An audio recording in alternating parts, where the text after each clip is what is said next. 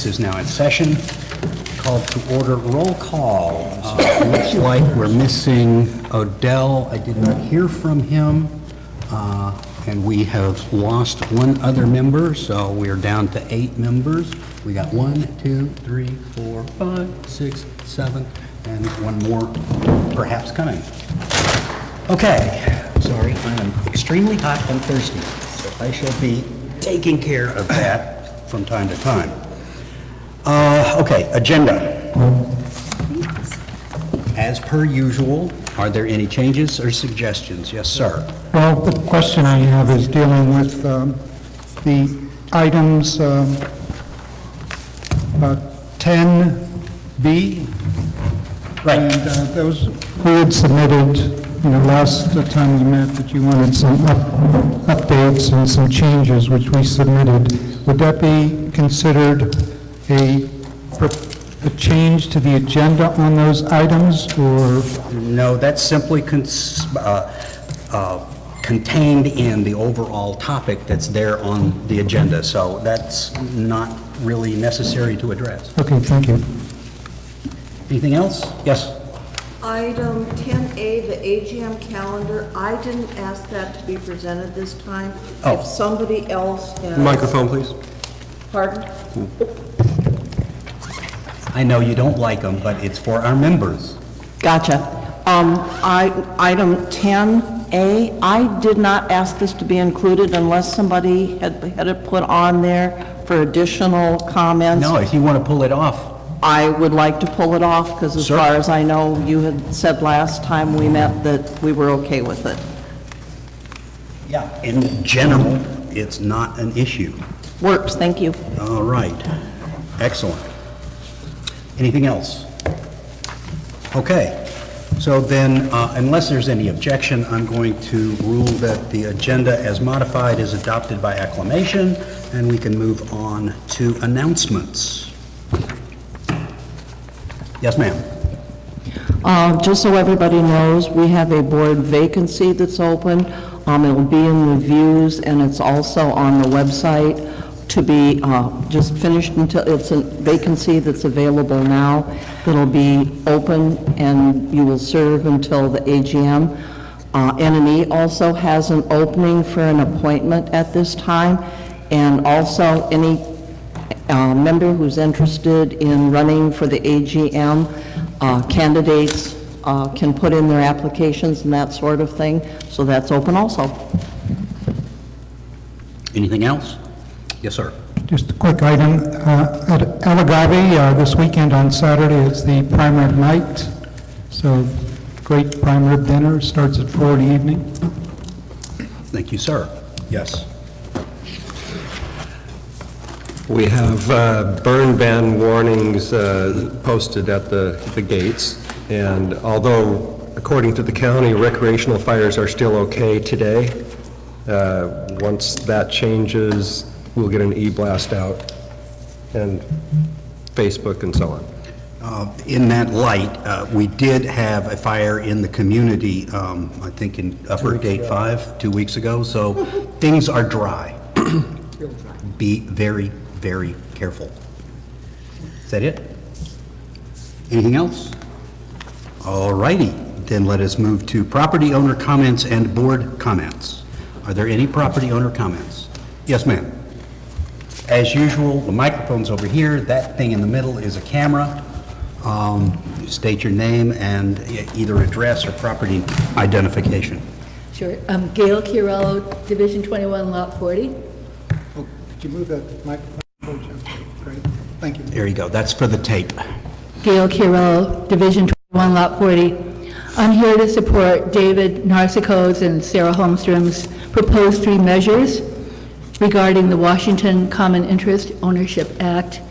I'm asking the board to place these measures on the 2018 AGM ballot. The Washington Common Interest Ownership Act gives the board extraordinary new powers. As things stand now, a simple board majority, 5 out of 9 members, effectively determines the budget and dues for all 3,200 members of the association.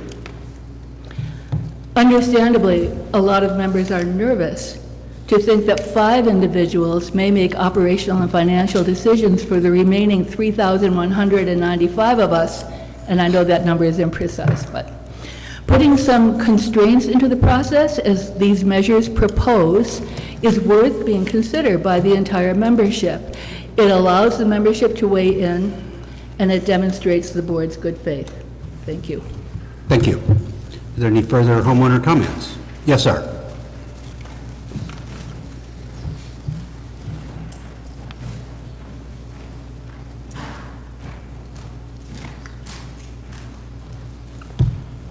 Cameron Stewart, Sudden Valley Drive.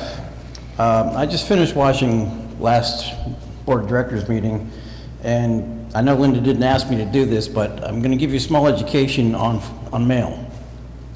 And I'd like to see you keep to the current mailing structure that we have. First-class mail, for instance, from Seattle to Philadelphia takes 7 days, and 7 days to return. So you got 2 weeks right there. And then, of course, depending upon how fast or how lazy somebody is, another week for them to fill out their ballot. So you got 3 weeks. Mail going to Canada is a minimum of 3 weeks. Everything goes from Seattle to Buffalo, New York, then to Toronto, and then gets distributed from there. Minimum 3 weeks. It takes time. So what concerns me is that I have heard about non-votes being converted to yes votes. I don't know, it's just speculation on my part. I got it from somewhere, don't ask me where. So that kind of bothers me. I would urge you to stick to the current plan that we already work with as far as mailing is concerned for the ballots and then getting them returned.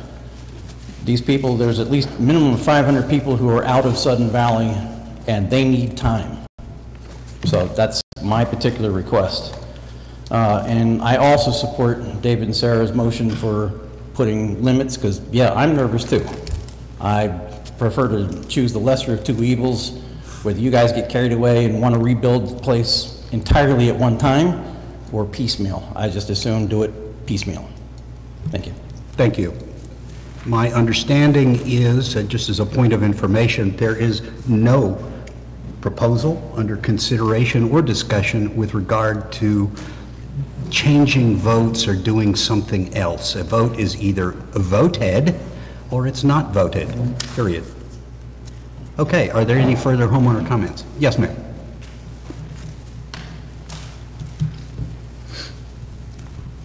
Alma Deckard, Sudden Valley Drive. Excuse me, I'm losing my voice at the rate of knots. I'm also here to support Sarah and David's proposal. I think that we desperately need some kind of break in the system before the train runs away with us all, and the people in this community need a voice ourselves, as opposed to relying on 5. I know we voted you guys in, but you have 5 voices and you can't decide everything for the rest of us. I think we desperately need this measure, and I'm here to support that. Thank you. Are there any further homeowner comments? Yes, ma'am.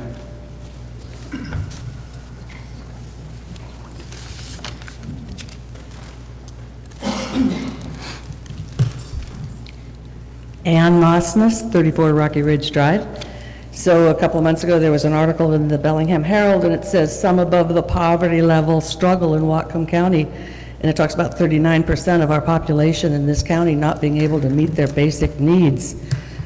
Now, a long time ago, I used to be a social worker in the Central District of Seattle, and I have a handicapped sister and an immigrant father. So I'm pretty aware that some people have different economic circumstances. Certainly fishing for 30 years was a little erratic in my life. So I looked at census data for Sudden Valley specifically, and the latest figures, and you've all seen these, incomes less than $35,000 here are 16.6% of our households.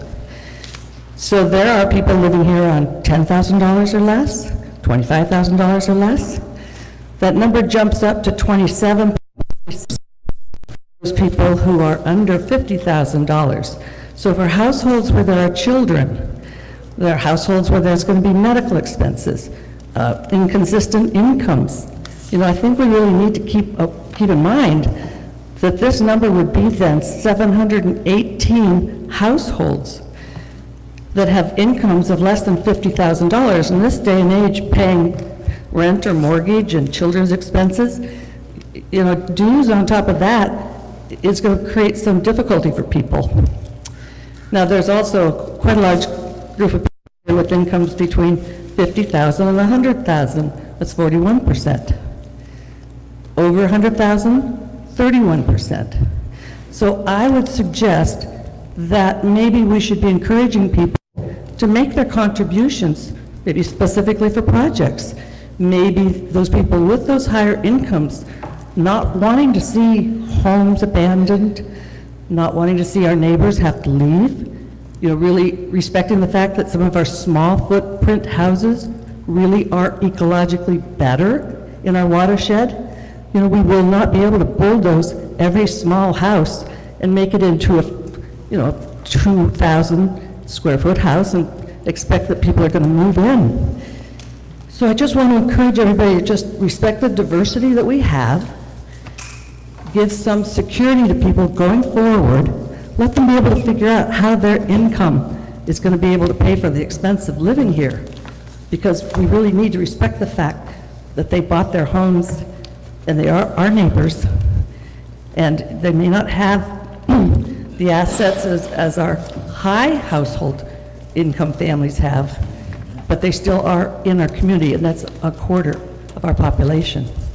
So the other thing I want to point out too, it is fire season.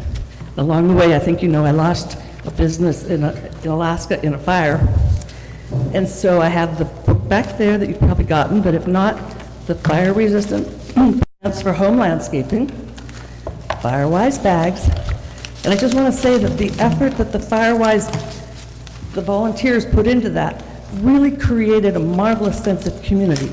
And the more we encourage our residents to come together on these things that we have in common, safety, that's universal. And if we make people feel unwelcome, or those who are too busy to even come to our meetings, they're not part of our community. And we really should be encouraging that. And I know you're trying to do that, but I want to point out that some of the people that we should be hearing from are just too busy to come. Thank you. Thank you. Any further homeowner comments?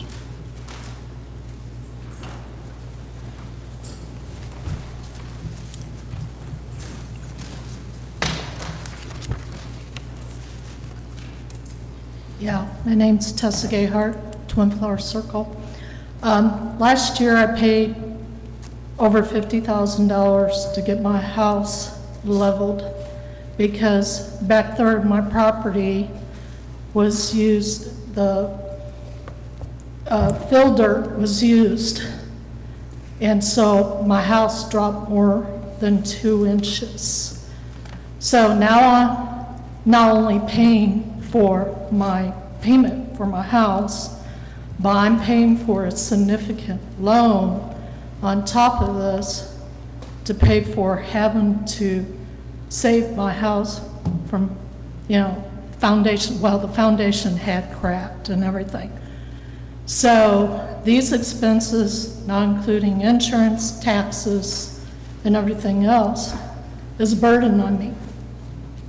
And so I do support David and Sarah's plan on, you know, watching how much we put out on dues, because there's individuals like this that are out there. I know my house is not the only one in this community that has foundation issues, and we got to consider that too. The other thing we have to consider is when a person buys out here and their value of their home is not as significant as other homes out here, and they're trying to get a bank loan.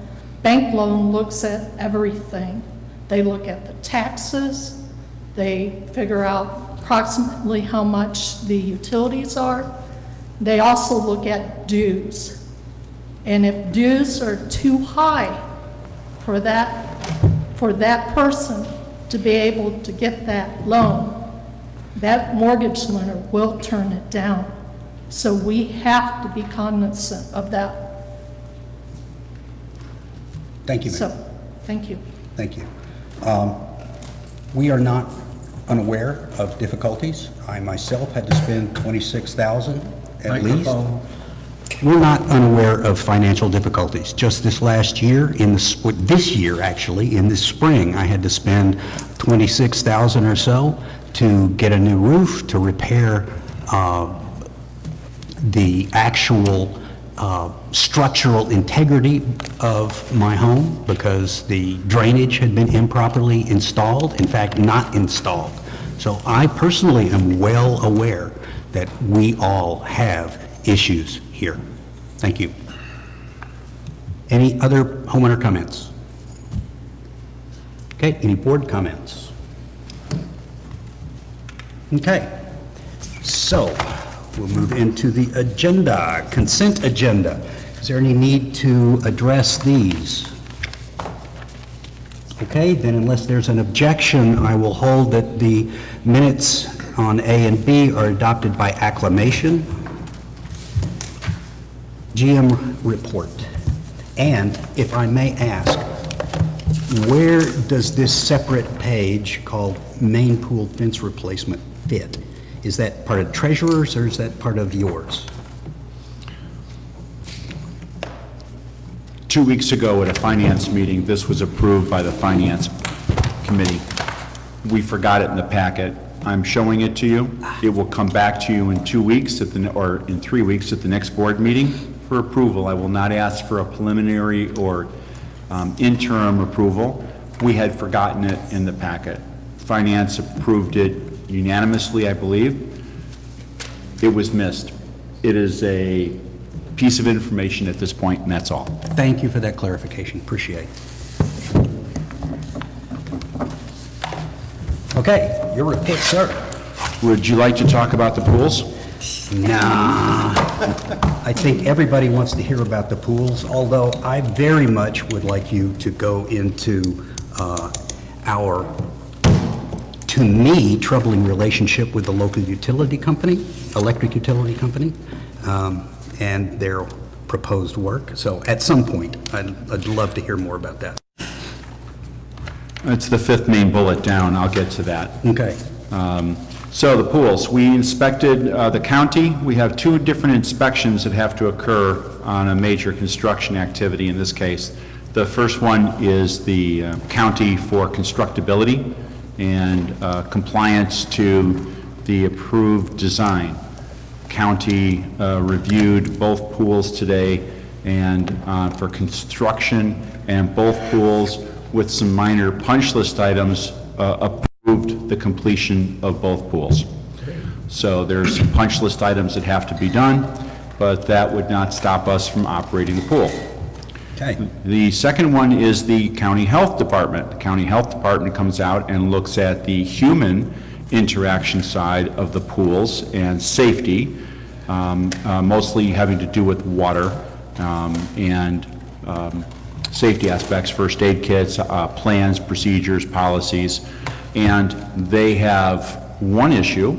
They've passed the pool, and they will allow the pool to open once the chemicals have stabilized.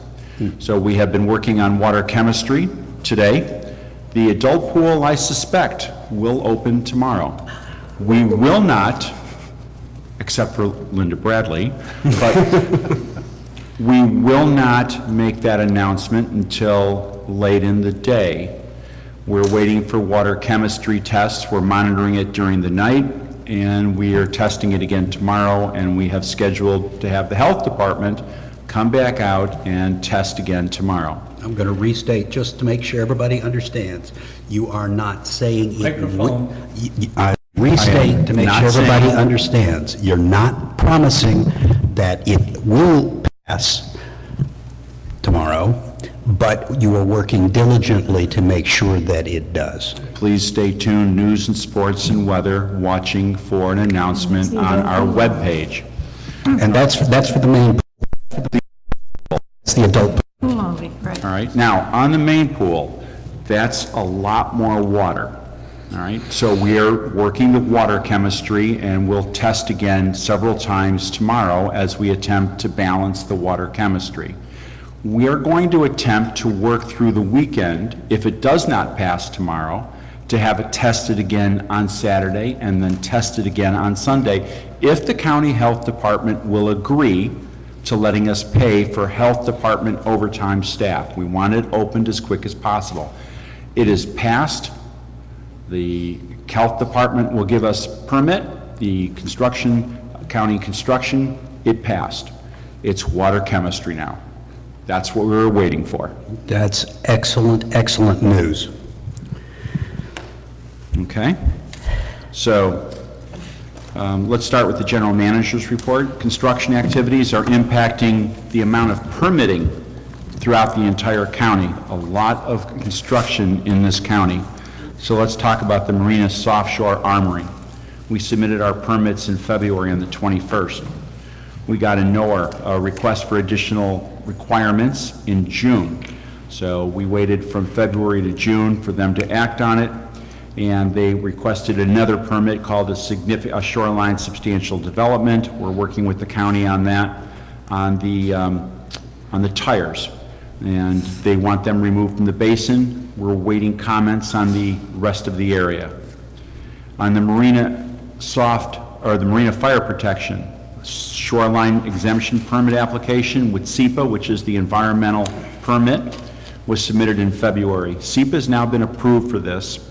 They were originally requesting that all the tires around the wet slips be removed. We have gotten them to agree to remove that requirement now, and they have removed it effective today.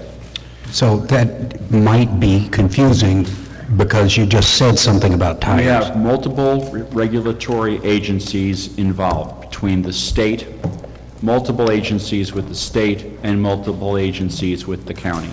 Different agencies are coming up with different requirements, and on a daily basis, we must work with all of these agencies to try to centralize the requirements so we're not hit with requirements, multiple requirements, which are very, very expensive from all these agencies. So we're working to consolidate their requirements. And today, one of the agencies said they would waive the requirement for removal of the tires, which were put in for shoreline stability many, many years ago. Ultimately, we would like to remove them. I don't want to remove them under the Marina Fire Act. That is a low-funded project. It doesn't have the amount of contingency necessary to remove them. They did waive on that today and said, we'll take those off on this permit. Congratulations on that work. Thank you. So we believe that the Marina Fire Protection will proceed as scheduled, and we have high expectations. This is going to be approved, and it will start. We'll get a schedule sometime soon. As a reminder, scheduling, as a reminder for the community, this work was going to be done after the summer is over. Not the Marina Fire Protection. Not the fire protection, okay. Okay, so we have a hearing examiner date scheduled for August 15th. And generally, within 10 days, we get our permit after that. Today, I signed off on the building permit for that work. We are working concurrently with the county on multiple permits to move the project forward. We have high expectations. We will have not an issue on that project. Thank you. It will proceed as funded. It is a fixed price project that we signed last year.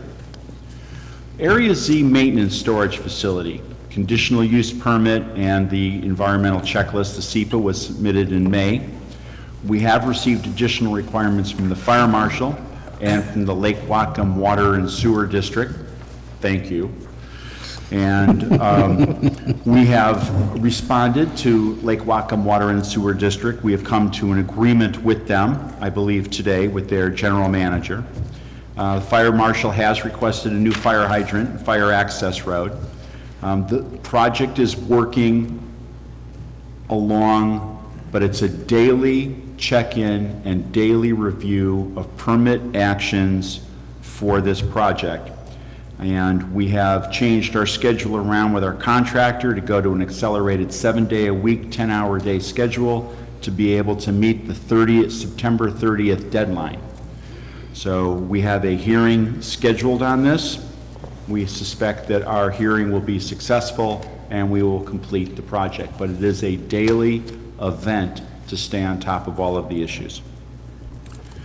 On that one, is it just the pouring of the foundation which is subject to the regulations? I mean, once you get the foundation poured, you can put up the building anytime? That is correct. Okay. Once the foundation is in and the water line is trenched and the utility line is trenched. Right, any of the And then ground, yeah. backfilled. Right. Yeah. So we even actually moved the foundation over on the map to minimize the amount of backfill, which reduced the amount of effort from the contractors and time on schedule so we could complete before September 30th.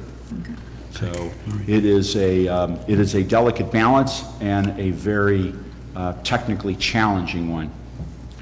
To the issue that you brought up, sir, we issued a stop work order to Puget Sound Energy on early this week for the work that they're doing on Marigold entering into Gate 2.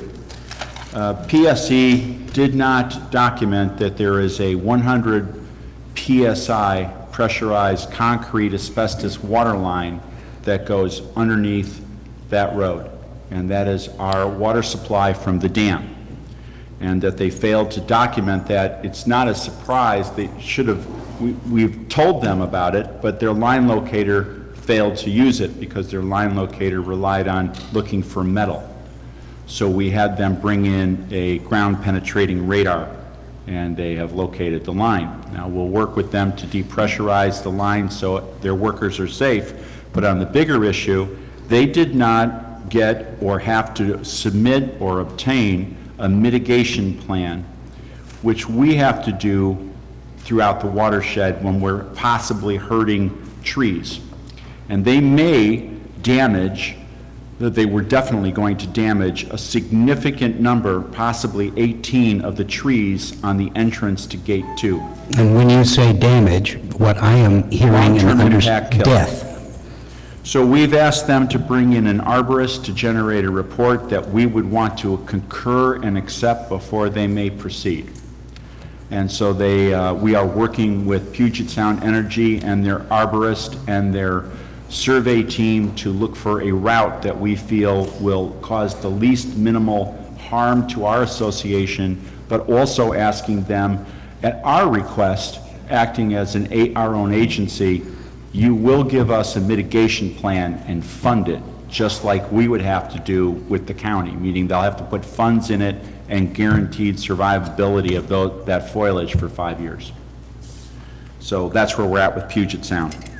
Okay, and as an aside, this is something that may require further board discussion because it does, in fact, impact a significant visual asset to the community, which is all of those trees at Gate 2. That would be, if we lost those, that would be a significant impact to what helps keep our property values high. And mitigation might take 20 years before we notice any decent-sized trees. So, because we're dealing with the public utility, which has some authority of its own, we may well need to consider our options. And I'm just waiting to hear back from our general manager as to what the arborist has to say and what the mitigation plan is as proposed by PSE. We're working with them that they are not proceeding down Marigold until we can come to terms. Excellent, thank you. We've issued a new SOP, standardization of incident and complaint tracking. I think I've notified the board that we've switched our roads crew, our maintenance crew to 410s. They're working Monday through Thursday on the capital work on our roads for vegetation control this year. The road work for micro sealing 2.8 miles of roads has been awarded and has to be completed by September 30th. I believe 4th of July was a very successful event for the association. Could I ask a quick question in here? Please. You just did. The road work, I believe some of that road work was going to be at the Gate 2 entrance. That's correct. How is this delay in construction for PSE? This would be the last section of the road work that they would be doing down that section by September 30th. assuming that we let them go forward, it will have no impact. We have scheduled it from the get-go that it would be the last leg. Good question, thank you. Thank you. As I said, 4th of July attendance, 600 to 700 persons. This would, and we serve 480 members. This would make it our largest to-date event of membership for, certainly in my tenure, unless someone else knows of a different event. That's the largest gathering we've had of members to date. And we're waiting for areas, DOE, Department of Ecology, still on Area Z. The project right out here for your stairs has been awarded. Contractor has a 30-day window to complete repair for building these stairs. And I am looking at a push-type vacuum tool for picking up small debris left over from 4th of July type of events. Our crews go out there, and I think they do as good a job as they can with the tools that they have. We have some people in the community who are unhappy because very small debris remains. And we can't pick that up with rakes efficiently, and I don't think having people walk in a line and pick up pieces at a time would be efficient. So we're looking at a new tool to do that. Just a question on that tool. Would it be usable for things like roaming the roadsides and picking up garbage out of that? Depending on the size of the tool, they range from small $2,000 to $8,000 tools to a $60,000 tool. Right now I'm looking at a small tool to rent to start with the marina. A rental, okay. Yes, sir. If you haven't noticed, two people to my left would be Jennifer Spital, who might have returned from her leave. And so Jennifer is back. Might have returned? Might have returned from her leave. Jennifer, are you here? Oh, I'm here. So, Jennifer, if you're just a hologram. Jennifer has returned from leave. I will say that on the accounting side in the department, we, again, this month are at 97.5% collection rate. On the HR side, all our lifeguard staff are hired, they're trained, and they are working. And we are bringing them to work every day, because if we do not pay them, we won't have lifeguards when we open a pool. So they have to come in and check in, and Maddie keeps them busy. Then they go home. Oh, thank you. Lots of projects. Are the lifeguards going to be helping with the attempts to accelerate the pool opening? I think we've asked them to operate those nets and show us what you can skim, please. Let's see how good a skimmer you are. Because what's killing the process, of course, is there's a tremendous amount of cure time and plastic and materials that are in there, which consumes the chlorine and the chemicals. So, and we can't vacuum for several weeks during cure, so it's going to have some gravelly kind of stuff at the bottom. So the more that we can skim, the better off we will be. I asked Maddie to specifically come here, and for those of you who have not met her before, this is Maddie Otley, our rec manager, and I've asked Maddie just to summarize, to tell you what it was like to try to bring the rec department up to speed, starting from nothing, and to bring it in and bring it up. Now, also I'll point out that when the health department was here today, they had no issue at all with her policies, procedures, equipment, checklist, readiness, and they said on first review, you pass. Congratulations. Thank you. Yeah, so I just wanted to give a little bit of a background about what we've been doing to prepare for the pool, pretty much. So I started, I think, May 29th, something like that, and then we originally had hoped that the YMCA could continue to run the pool as they have done in the past. And so we checked back in with them around the first week of June, and they indicated they would not be willing to help us this year, which meant we had to start an aquatics program from scratch, which is quite a hefty thing to do. So part of that is, you know, we had no fees, we had no safety equipment, no operations manuals, signs, anything, pretty much. I mean, the pool is brand new, pretty much, too. So we were starting from scratch. And the first thing that we did is started calling around. We called Arnie Hanna and Bayside and Western. And we were asking for, hey, would you be interested in consulting, or do you have any extra lifeguards? And all of the answers were kind of no.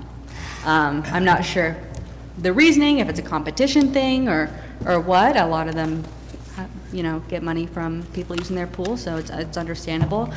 But the consensus is that there is just a lack of lifeguards in the community, that summer is not a great time to hire them just because college students are back home. Not a lot of them stay in Bellingham, which means you have a high school population, which typically is their first job and are not always the most reliable. So what that meant is we had to hire some people very quickly in order to get them trained.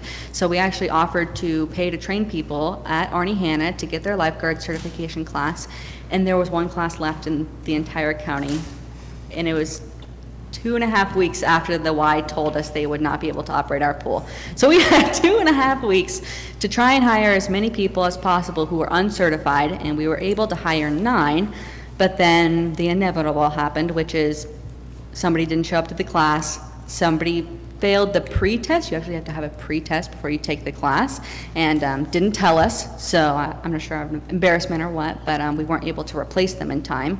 And then we had to let 1 lifeguard go. And so we're down to 6 right now.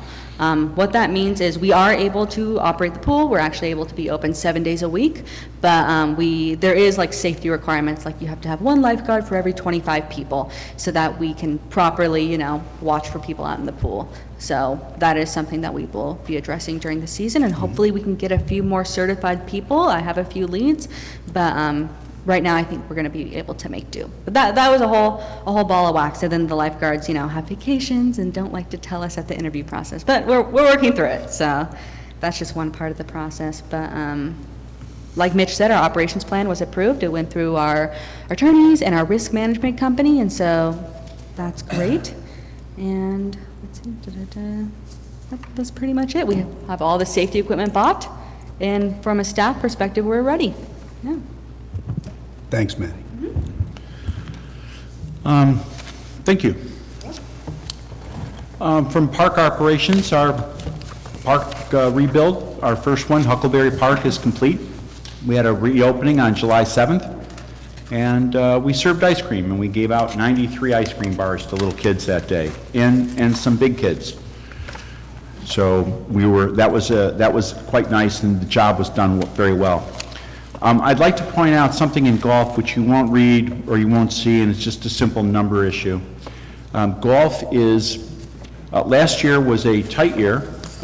We got off to a very slow start because of a rainy season and then recovered nicely, and we finished quite well.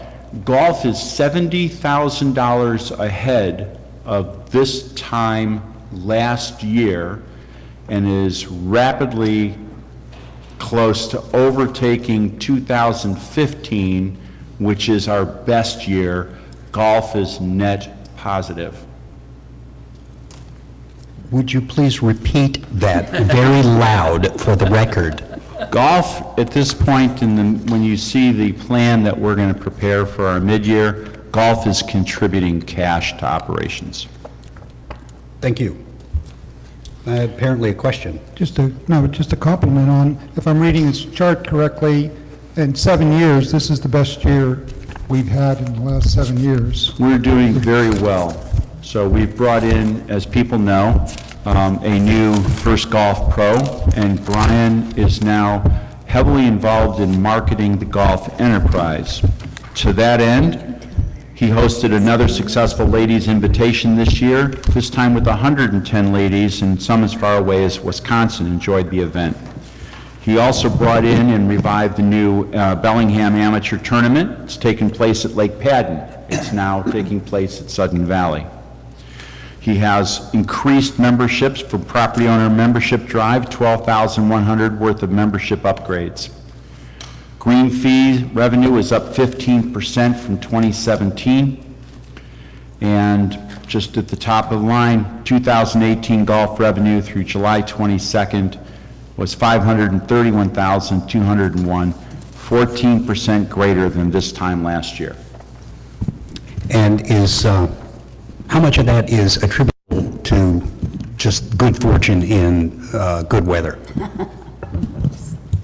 I don't have a crystal ball, sir. I can say that our marketing has been very successful, that we are taking events from other courses that our membership increasing is a direct relationship to the marketing that we're doing.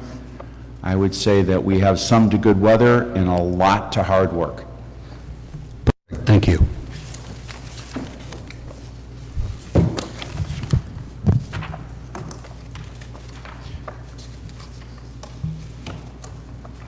We had a little issue over at the lakefront the other day, some fisticuffs. Wasn't very pleasant. Went over and talked to the people, along with 2 sheriff's officers. It's warm out. We're asking everyone in the association to have a little bit more patience with their neighbors. The heat is starting to impact people, and we'd appreciate it if people would show a little bit more civility and just take a little bit extra time to talk things through. That would be much appreciated throughout the entire association.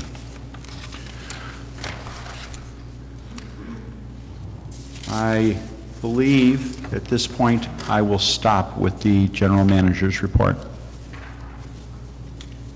Okay, are there any further questions? Looks like, I know David and Linda. Okay, David? It's not a question, just a compliment. I think this was extraordinary, I mean, the whole report. Thank you. Our staff works very, very hard. We appreciate the compliment. Linda? Regarding Area Z, there's a bullet that says, condition from Public Works for full stormwater design on all future buildings shown on the CUP. That includes the storage building, or no? When we first started going down the path of doing the CUP as a conditional use permit, when we first started going down the path of getting a conditional use permit, we listed everything on that permit that we felt we would ever put in there. A very good desire. When Public Works came in and said, please tell us hydraulically how much water your maintenance building, which you have not designed, will require, or how many amps we may have to generate to an electrical load we haven't calculated, we decided the better part of valor was to pull that off and not list it. It will have to go through its own conditional use permit in the future. So stormwater isn't an issue with... They removed it. Okay. The other thing that I was wondering is, you mentioned that the Barn 8 stair construction was awarded, and initially you had said that that would probably be done by one of the contractors that were here on site. Just, is it, and is it within the budget that we said we would do? The $25,000? I brought in an outside contractor that was not part of the 3 contractors here for bids, and they came in with a lower bid. I awarded it to that company, and the entire process, permit, design, and construction, is under the $25,000 amount awarded. Okay, thank you. That we have. I think I have one more question. With golf, they're having another camp in mid-August. Does Sudden Valley get any of that revenue, or does that revenue just simply go to the pro shop? We get the revenue. Okay. When you say we get the revenue, is that we get all of it? Pro Shop sells certain things, but they're using our course. That's our money. The Pro Shop only sells merchandise. The Sudden Valley Community Association get all the revenue for any outings that occur, except for sales in the Pro Shop for merchandise such as shirts and pants, shoes, Greens fees, everything goes to the association. The only thing the Pro Shop gets is if they sell shirts and clubs.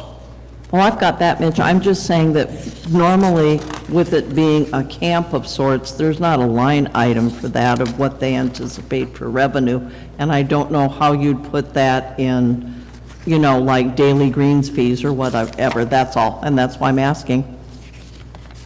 I understand your question. Linda, I'll look in to see where that money goes. Thanks. Any other questions? No, sir.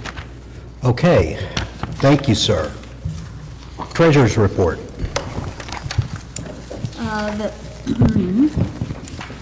The minutes have been submitted for the June 20th meeting and are posted online. And then we have a funding request this evening for the clubhouse retaining wall, and I'm going to let Mitch describe this because it's a tiny bit complex because of how we're treating it. It was SURF, it's now going to roads.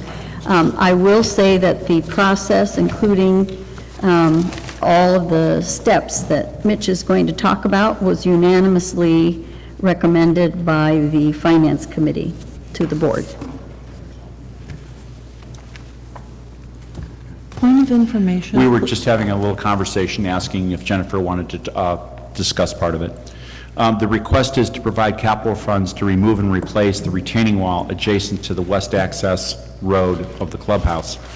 As the treasurer stated, this was originally approved in 2016 in SURF, and we also had a retaining wall on Windward Drive that was on roads.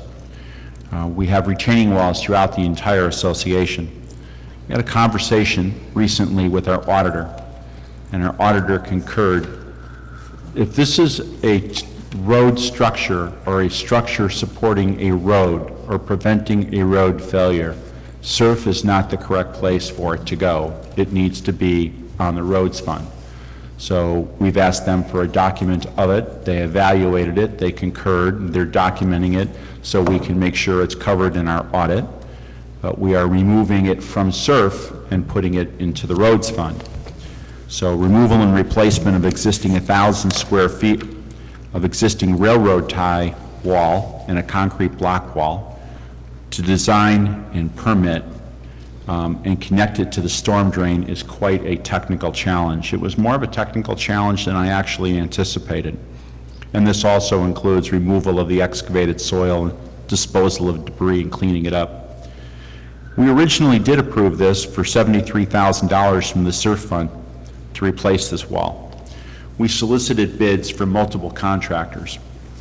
2 of them returned bids that were substantially beyond the estimated cost basis by over $100,000.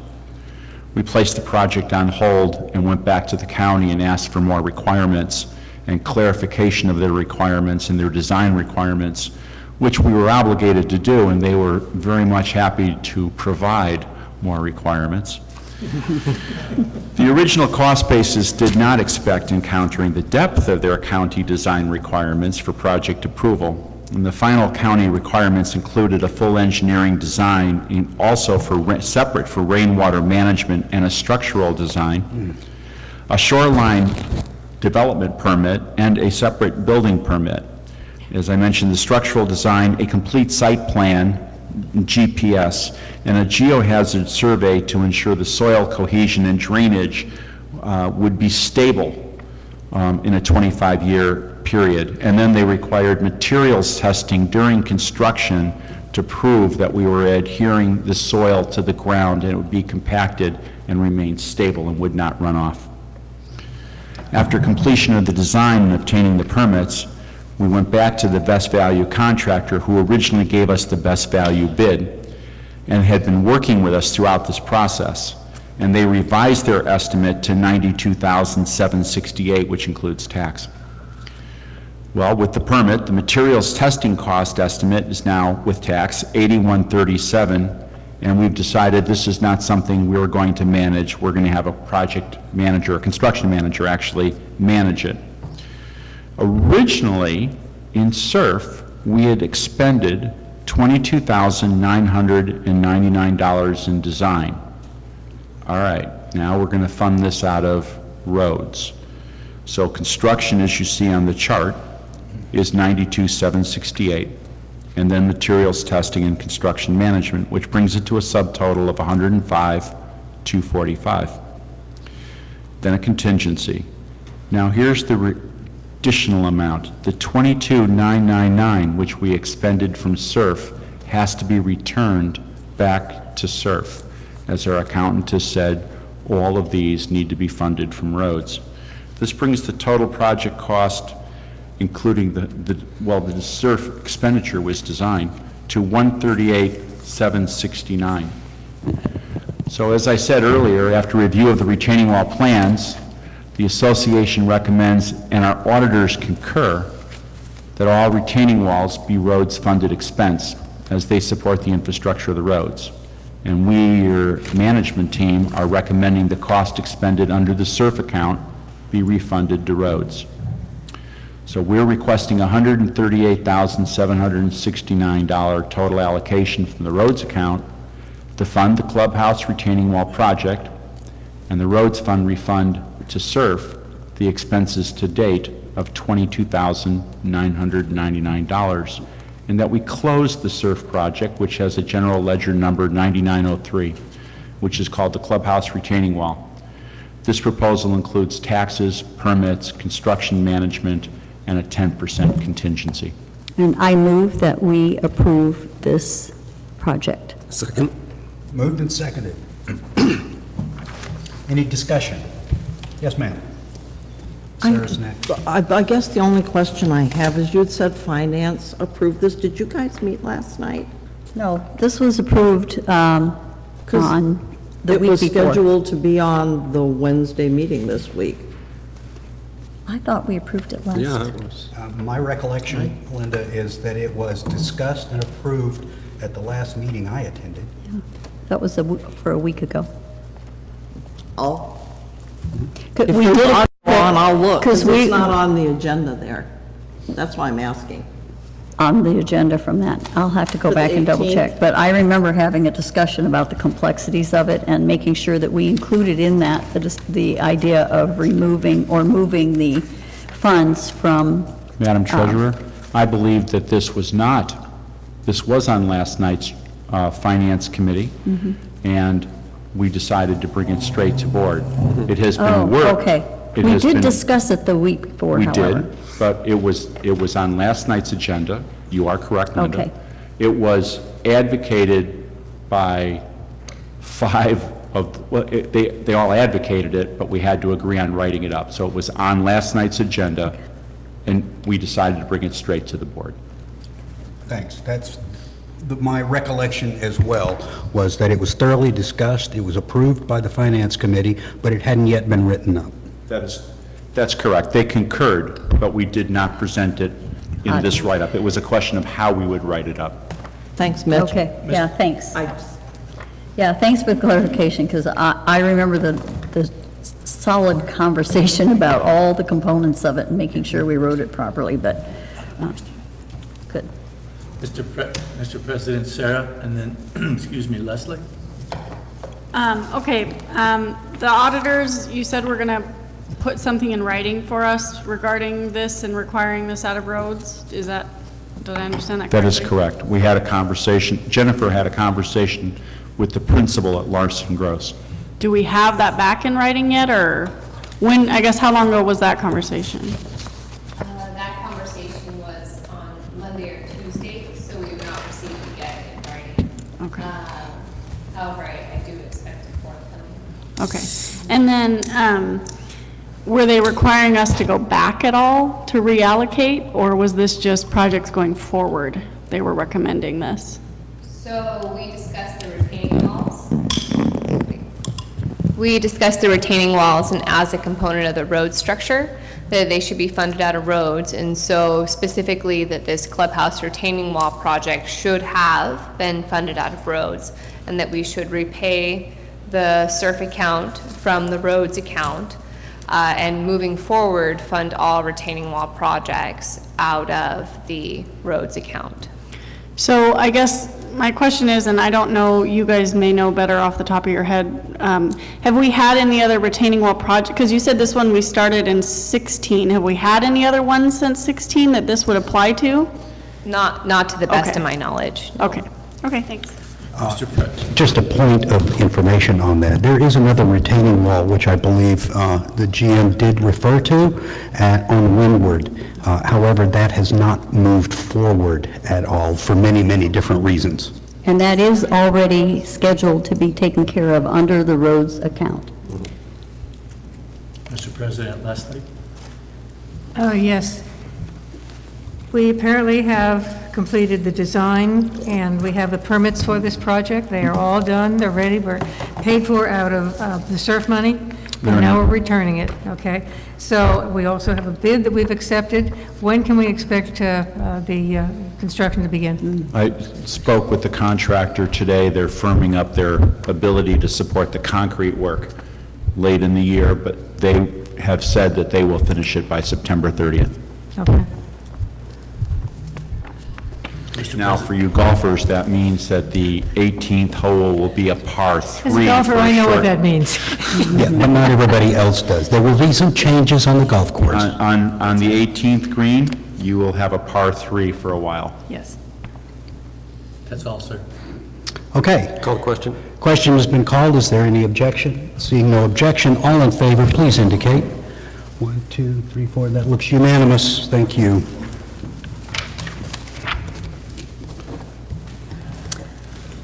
An item of conversation in the next item, sir. On page 20 and 21, as the Finance Committee has been asking for very clear and specific guidance for several years now on what should they approve, what should they fund, how should we do this, in what order. The question was between them and our reserve analyst, really, what are your corporate enduring assets? Certainly, in spending time with our council today, it's clear that we are required to maintain very specific areas, which we all know. You must maintain your road, and you must maintain equipment, and it's broadly stated. So we assembled a list of what we think from your management team to the board are what we believe are your core facility and assets and rolling stock equipment.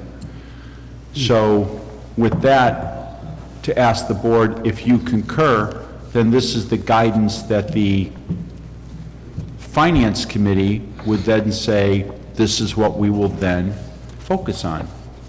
So on page 20, without going into extreme detail on each one, it's your association management recommends to the board of directors that the following real property be defined as core assets to the corporation.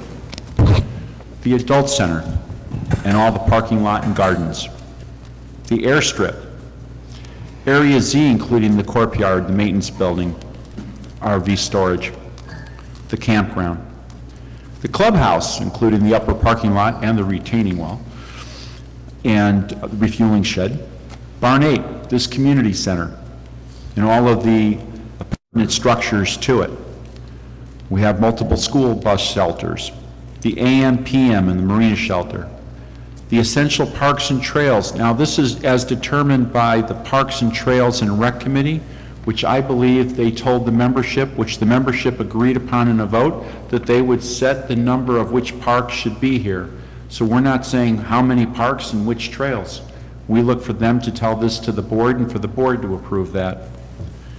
But 7 gate entrances, the golf course enterprise, including its trails, bunkers, all its equipment, the golf maintenance building, the Lake Louise Dam, the control systems that operate the dam, the 9 mailbox clusters, the marina building, the exterior security and light poles, both pools, the rec corridor, including the play fields, parking, your trail, approximately 40 miles of roads, and possibly 65 miles of ditches and swales and rainwater management systems associated with that.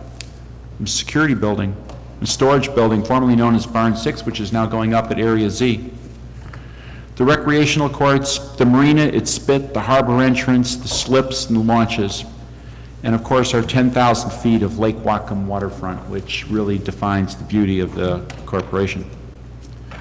Now, all of those are facilities, and those facilities enable something, but without the tools and equipment, you can't do the mission. So the computer system, including its components and server, I'm not going to say it's this computer or that computer, but we need a computer infrastructure system and software to operate it. our security camera system, which I think should be expanded, and the access control system, and our communications system, and our own switch and our radio tower.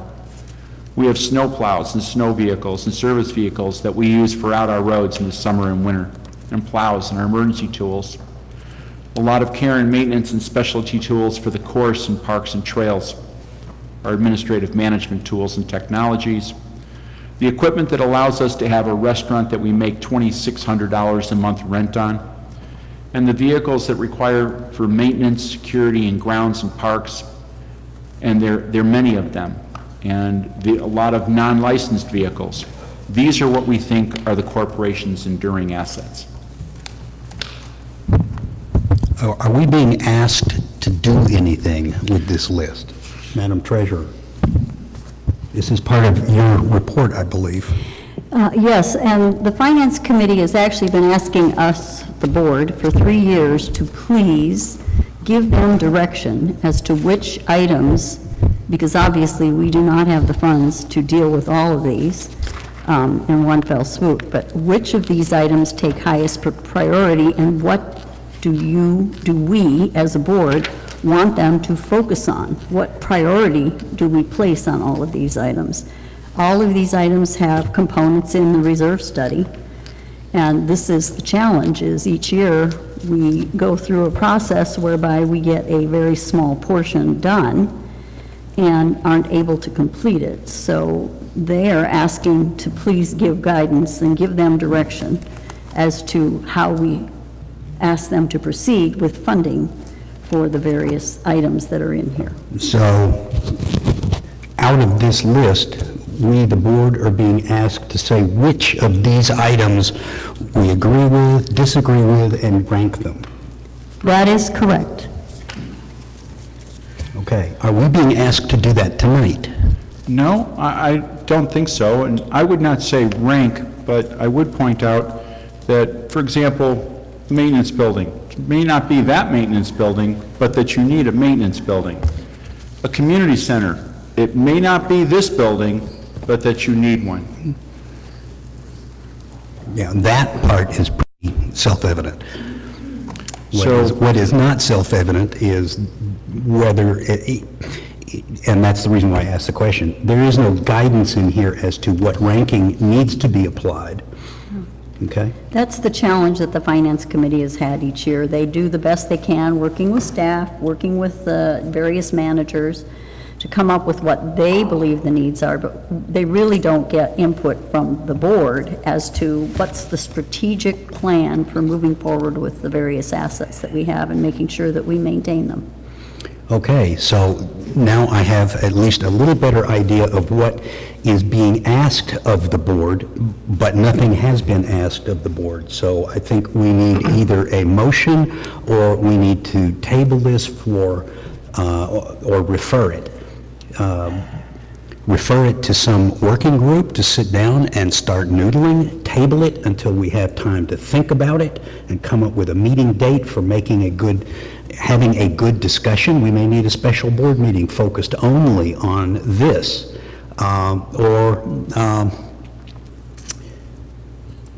Let's see, table, refer. I think that's good enough. You're looking for a motion. I'm looking for something because the board can't act unless somebody asks something. I agree. I think we need to have a recommendation from perhaps a smaller group of the board that will, a task force, I'm not quite sure what it will be, a subcommittee that makes recommendations as to which of these items we maintain and some sort of sense of priority. Okay, so I'm hearing the beginnings of a motion along the following lines. Creation of a small task force, we haven't had the motion yet, but I just want to make sure I understand what she said. Creation of a small task force and then referral of this document and the task, as we've just discussed, to that small group. Is that what you're saying? Correct. Okay. So Leslie? to bring it back to the board for approval. Yeah, and you usually And I so keep move. track. Yes, sir. Now, in order, we have Eric, David, and Leslie. We haven't, so we had a motion. She just made a motion. It has not been seconded. Okay, would you please repeat the motion, because I was about to make one, and I don't know what that one was. To create a task force to discuss this... To study this list study the and list. come to the board with a recommendation as to the moving forward direction for the Finance Committee. Okay. May I Recommend to the suggest- Finance Committee or recommend to the board? Recommend to the Finance Committee? Yes, recommend to the Finance Committee what we want them to work on of these items. Okay, let me restate that a bit. Yes, for you. please. You're much better at... these together. For this small group to take a look at this list and make decisions regarding the list, such as items on the list, items off the list, items that need to be added to the list, and a ranking of all of those to be given to the board for the board to make a decision on. Yes, And I think... once that is made, then the Finance Committee will not have a recommendation. It will have, as I believe it desires, marching orders. That's what they want, is marching orders. Okay, so is that the motion that you made? Sure. Yeah. So the recommendation is to give the report back to the board. Is there a time frame? I think it needs to be within the next, between now and the next board meeting. Between now and what? August 9th? August 9th? Okay. That's some serious work. That is It is. serious. This sounds like something for long-range planning committee. Sounds like... Yes, it does, and You know, yet we that's do not a not bad have a idea. long-range planning. It's not a committee. bad idea. Mr. But President, we don't have that, that's not part of this motion, but No, that's and we interesting. don't have a second, so... Point of order, we have no second, and we're having a discussion. I'm sorry, I thought Leslie seconded. I No, misunderstood. I'm still trying to capture the words. No, my misunderstanding. Is there a second? Is there a second? I second it. Thank you, sir. Now, in order, on the motion, nod your head, Eric. is it? Yes. On the motion, it's Eric, David, and Leslie, and then depending on what they say. Yes? Sarah, hand up. Sarah, I'm sorry. I thought you were playing with your hair. That's why we have two eyes looking. I thought she was curling her hair. Oh, yeah. Okay. Now Carol made the motion. Are you done? I'm done. Okay. I would like to propose that it be sent to the small group called the Long Range Planning Committee, since they have to meet anyway. Well, are you going to make that as an amendment? I would like to make that an amendment to the Okay, motion. all right. So moved. Is there a second to that I will amendment? second that, sir. Moved and seconded. With just talking, Was it your amendment? no, is Eric's amendment to refer it to And long who's range the planning. second? And Mike, seconded. Point of information, does that committee even exist? I mean, are there people on that? There are no people on it other than these two who sit here. Oh, and Mike. Yeah, we've never had any member volunteers step forward to that committee. And we can't draft them, so it is what it is. My thought in offering that amendment was, first of all, we do have that committee. It's a standing committee. It just doesn't have enough people that have volunteered for it, and this is going to put a fire under some tails to get involved, because this is something that has to be done now. And by the way, the committee has to have a meeting by the bylaws. Four of them, yes. So let's start one. And it would be appropriate for this type of a list. Okay, so the one who did move it has spoken. And are there any further comments? Wait, now, just for the record, sir, now the discussion is on the amendment only, not on the motion. Correct, sir. Absolutely So, correct. David, I know you had your hand up, but that was on the motion, I believe. And the motion, What is currently being discussed is whether to send this to Long Range Planning Committee. okay, I can speak to that then, correct? You can speak to that. It feels absurd, because there should be like a maintenance plan, and this is, I mean, Mitch has the systems or has that task to maintain these. It's not as if, in my mind, it's like, should we or shouldn't we? I mean, the shelters, we have them, it's not as if it's a priority. There should be a regular, whatever the maintenance is required for the shelter. I mean, it's not as if, well, should we do it or not? There's a time frame where you go back, whether it's weekly, monthly, or whatever, you check this, that, or the other thing. It's part of normally a planned maintenance system for each of these kind of things. I'm sorry, David, we're talking about referring it to long-range planning. What has this point got to do with it? Well, just, I mean, the Shall whole we thing send just it- feels absurd. I feel, no, because I don't believe that's, Okay, so you have serious enough objections that you don't agree with this particular motion, okay? Who else? Sir, Leslie? Yes. I have a list of the members of long-range planning who were on last year. I will review it and see if anybody is still, considers themselves members or not. Okay, thank you. Anybody else? President, Sarah? Sarah? Okay, so as it stands right now, it would basically be Larry, Eric, and Mike reviewing this, assuming no one else, Assuming- everyone else said, I don't want to be on the committee? Excuse me, say that again? Or assuming no one else says they want to be on the committee? I mean, that's basically the standing committee as it is now of LRPC. That would be a start. I mean, whether that would then be an official product of the Long Range Planning Committee, I think frankly is irrelevant. It's a group of people who are willing to get together and make these discussions and decisions. It happens to have a name right now.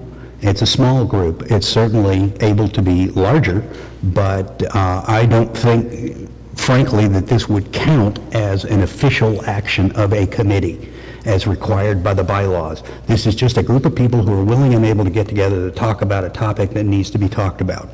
And that's that. It goes back to the board makes the final decision. So I guess that confuses me more then, because if it's not considered official of the committee, then why are we referring it to the committee? Because we have a group of people willing and able to talk. So we're not really referring it to long-range planning, though. We're referring it to basically those three people. I mean, to me, that's saying That's a we're referring fair this- comment. That's a I fair mean, comment. You know, we're going to have these three board members work on this, as opposed to we're going to have long-range planning work on this. Sounds more accurate of what we're doing. Yes and no. The no is that the group can expand, and I hope it does expand. Please join. Please join. I mean, it's not an exclusive group where if we just named 3 people, that would be an exclusive group. We're not naming 3 people. We're naming a committee that happens to only have 3 people on it now, but it's a committee. So anybody who wants to join, come on down. This is one committee that's desperate for members so that it can even meet. And right now, would you like to be on the committee? Yes. Could we suspend the rules and name a new person to the committee? Does anybody have an objection to that? I have a, yeah. Okay. Okay. Because We I can don't come back believe to it. that the rules in the bylaws for creation of the Long Range Planning Committee call for a complete committee made up of board members. I think it requires community members, et cetera, et cetera. Mm-hmm. And that's why I wanted to look at the list that I have from last year on who was on it and, you know, to try to bring those people in, and why I am a little discomforted at this point with turning it over to long-range planning as opposed to just creating a task force, especially with the time constraints that we have. Okay, so that we have a comment in opposition to this motion to amend because the preference would be a special task force. Right. Okay? Mr. President, David? And by the way, are you in favor or opposed to the motion to amend? Opposed. Opposed. Thank you. Mr. President, David? Oh, David and then Linda, I think. I guess sometimes I think whenever you do this, you have to have some sort of sense of what the end is in sight. Like would you have a list of these we don't do, these we do right away, these we don't do, whatever the case is. That's not relevant to the conversation we're having now. We're having now Just who's going to look at the issue that you are now talking about? The amendment shall it be turned over to the Long Range Planning Committee? Yes or no? No. Okay, so you're against, okay? We're not voting now, we're just getting a comment. Okay, Linda? Just a point of information, according to the bylaws, the long-range planning shall be composed of 11 voting members and 1 staff member, 2 We know all that. Okay. Linda. That's our problem. But there's 3 of you on the... And so I think your comment could fairly be interpreted as being against the motion to And I don't amend. vote, As it's just- that was my being point. I said- against the motion to amend because we don't have an actual long-range planning committee pursuant to the bylaws. Have I got that correct? Correct. Okay. Any other comments? Mr. President, Carol. Just briefly, I would also vote against this because I think even though I see the value of it being on long-range planning, I think we need to have an open forum with whoever can be involved and wants to be involved, and I would hate to limit it to the requirements of the long-range planning. Any further comments? Mr. President, let's call the question. Okay, the question has been called. Unless there's an objection, all in favor of the motion to amend? This is the amendment. This is the amendment. All in favor of the motion to amend to, by meaning, refer to the Long Range Planning Committee. All in favor of that, please indicate. All opposed, please indicate. That motion fails. So now we're back to the underlying motion, which is to refer to some unnamed group of people this list for the work as we mentioned. Who wants to comment? Okay, hold on 1 second here. Everyone with your hands. 1 second. Too many lists. Now, remember, now we're talking about the original motion. That's right. Okay, David and Sarah, I know they raised their hand. Didn't see them. That's what I saw, yeah. I guess my question is, again, maybe you might consider this inappropriate, but usually if you're going to be doing something like that, you have a sense of what kinds of things you might be delivering, and it just feels absurd. There are certain kinds of things. You don't just have a priority, we'll do this but not that.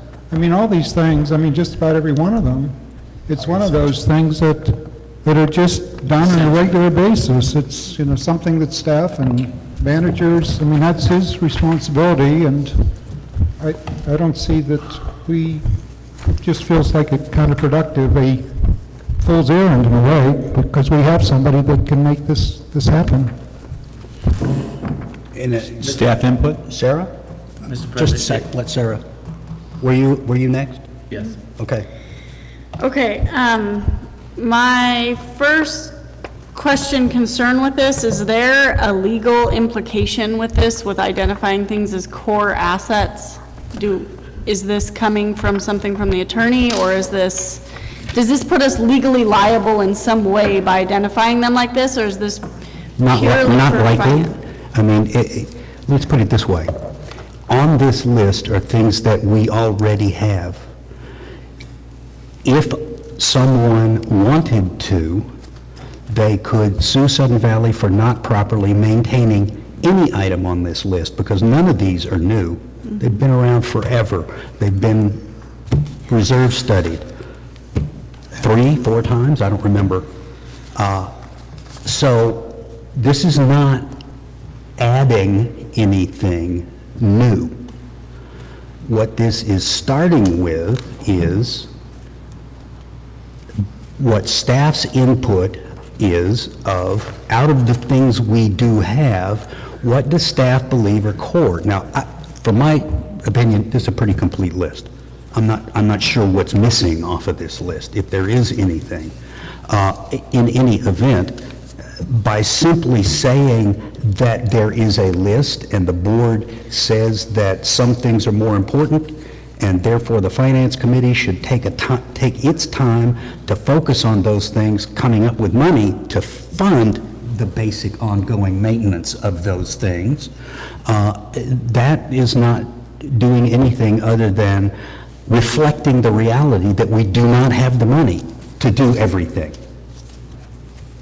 So some choices have to be made. The Finance Committee very clearly said, we don't have the authority to make recommendations for what things should be funded out of a limited budget. If you have 3 flat tires and bad brakes, what do you fix first? The Finance Committee says we can't make that decision. The board needs to make that decision, and that's what they're asking for. Now, that does not, in fact, change your legal responsibility to fix 3 flat tires and the brakes. The board's responsibility is to make the decision, okay, what are we gonna fix first? What's most important out of all this stuff?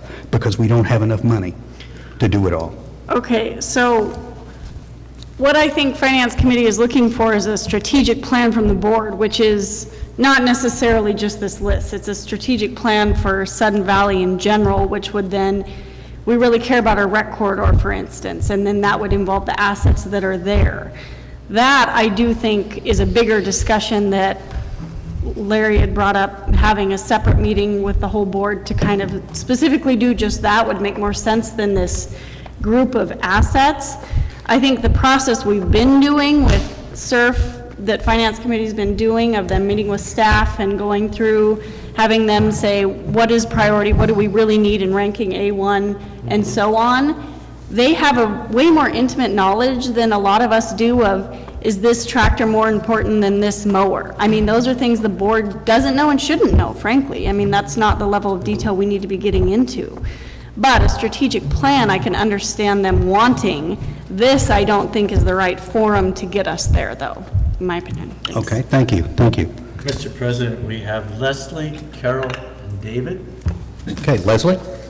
Yeah, and you're looking at this list, there's kind of a relationship, but not really, between this list and the reserve study, and this is just another list. And again, I'm tending to agree with Sarah at this point that what we're looking for is an overall policy of what is it that we want to support. And I'm not comfortable that this gets us there.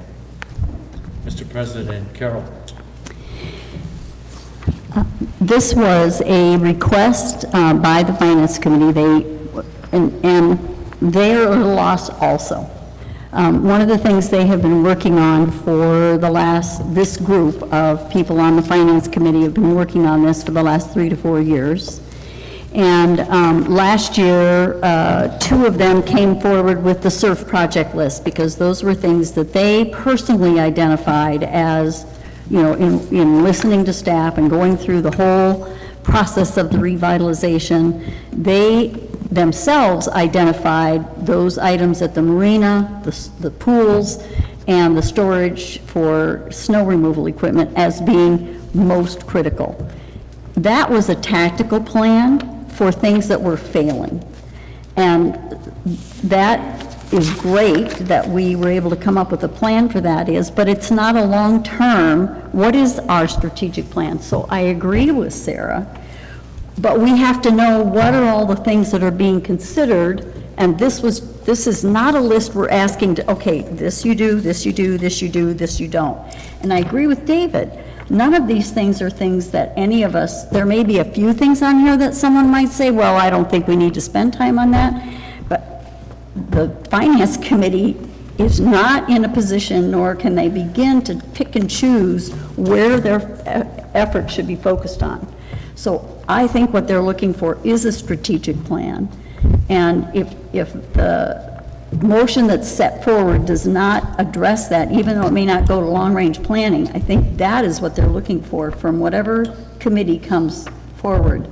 They want to know from the board what should be our ongoing process for choosing what does and doesn't get done, and in what, not necessarily in what priority, but in what time frame. Mr. President, we have David. David. Yeah, this feels like the classic governors, stay in your lane, and management, this is management's role. It feels as if we have no business in almost all of it, if not all of it. The sense is we hired Mitch, and with everything, with he talking to his managers and maintenance and golf and everything else, all those kind of things. He's got the expertise. I mean, which is, as Sarah meant, we're not the experts on this stuff. We can't make these decisions. Somebody that's closest to it is the one that says, hey, this thing is such and such. And Mitch works with them. He's got it close every day, every hour, working with these people. It feels absurd that we're sticking our nose in. This is a nice list for us to say, this is the kind of thing that needs to be done, but we hired Mitch, and he's pretty darn competent about dealing with all this stuff. As far as I'm concerned, we keep our nose out of management's affairs. Mr. President, it says me, so that's me. I agree totally with David. I think strategic plan, we have a strategic plan. We have been voted, and we have a fiduciary responsibility to the community. That's a strategic plan. In order for this, ranking this would be foolish, because if you rank something, even if it's 3 tires and the brakes, and all of a sudden something else breaks that's not on that car that needs to be repaired, what do? We say, well, we have to wait? No. We have to, just like we had to take care of the air conditioners. It wasn't something that we could wait until September because the hot summer is already over. So ranking this is a foolish endeavor, and I totally agree with David. We're sticking our nose into an area where we already have somebody that we've hired to take care of these things and let us know what needs to be repaired, what needs to be going forward. Thank you. Thank you. Again, staff input request. Oh, yes, please, go ahead. I'm actually in agreement with both Mike and David, sir. I wasn't looking for a ranking. We're going to continue to rank and prioritize with the SURF managers as we've been doing. This is our list of what we think are your assets, and we believe this is the guidance. All I need to know is if the board said, yep, for right now, that's what you're maintaining, that's what we're keeping, that's what we're going to continue to keep bringing to finance and ranking and prioritizing with them on an annual basis, or when something breaks, move it up the list. But I think asking to take it off and move it into a versus B versus C, it's so dependent on what funding we have and what the issue is at the time. I think we're just looking for validation. That's the list of our enduring assets. Until we're told differently, this is what the board wants supported. So, okay. Mr. President, sorry, Jennifer. Jennifer would like, and I am on the list too. Okay. Additionally, tying into what we're going to discuss next, each year we look at the reserve study and we rank it twofold. We have staff rank their priority on a 1, 2, 3, 4 matrix, and we have the board, well, it's actually the SURF team on the finance committee, rank on an ABC basis those assets that are coming up for replacement per the reserve study.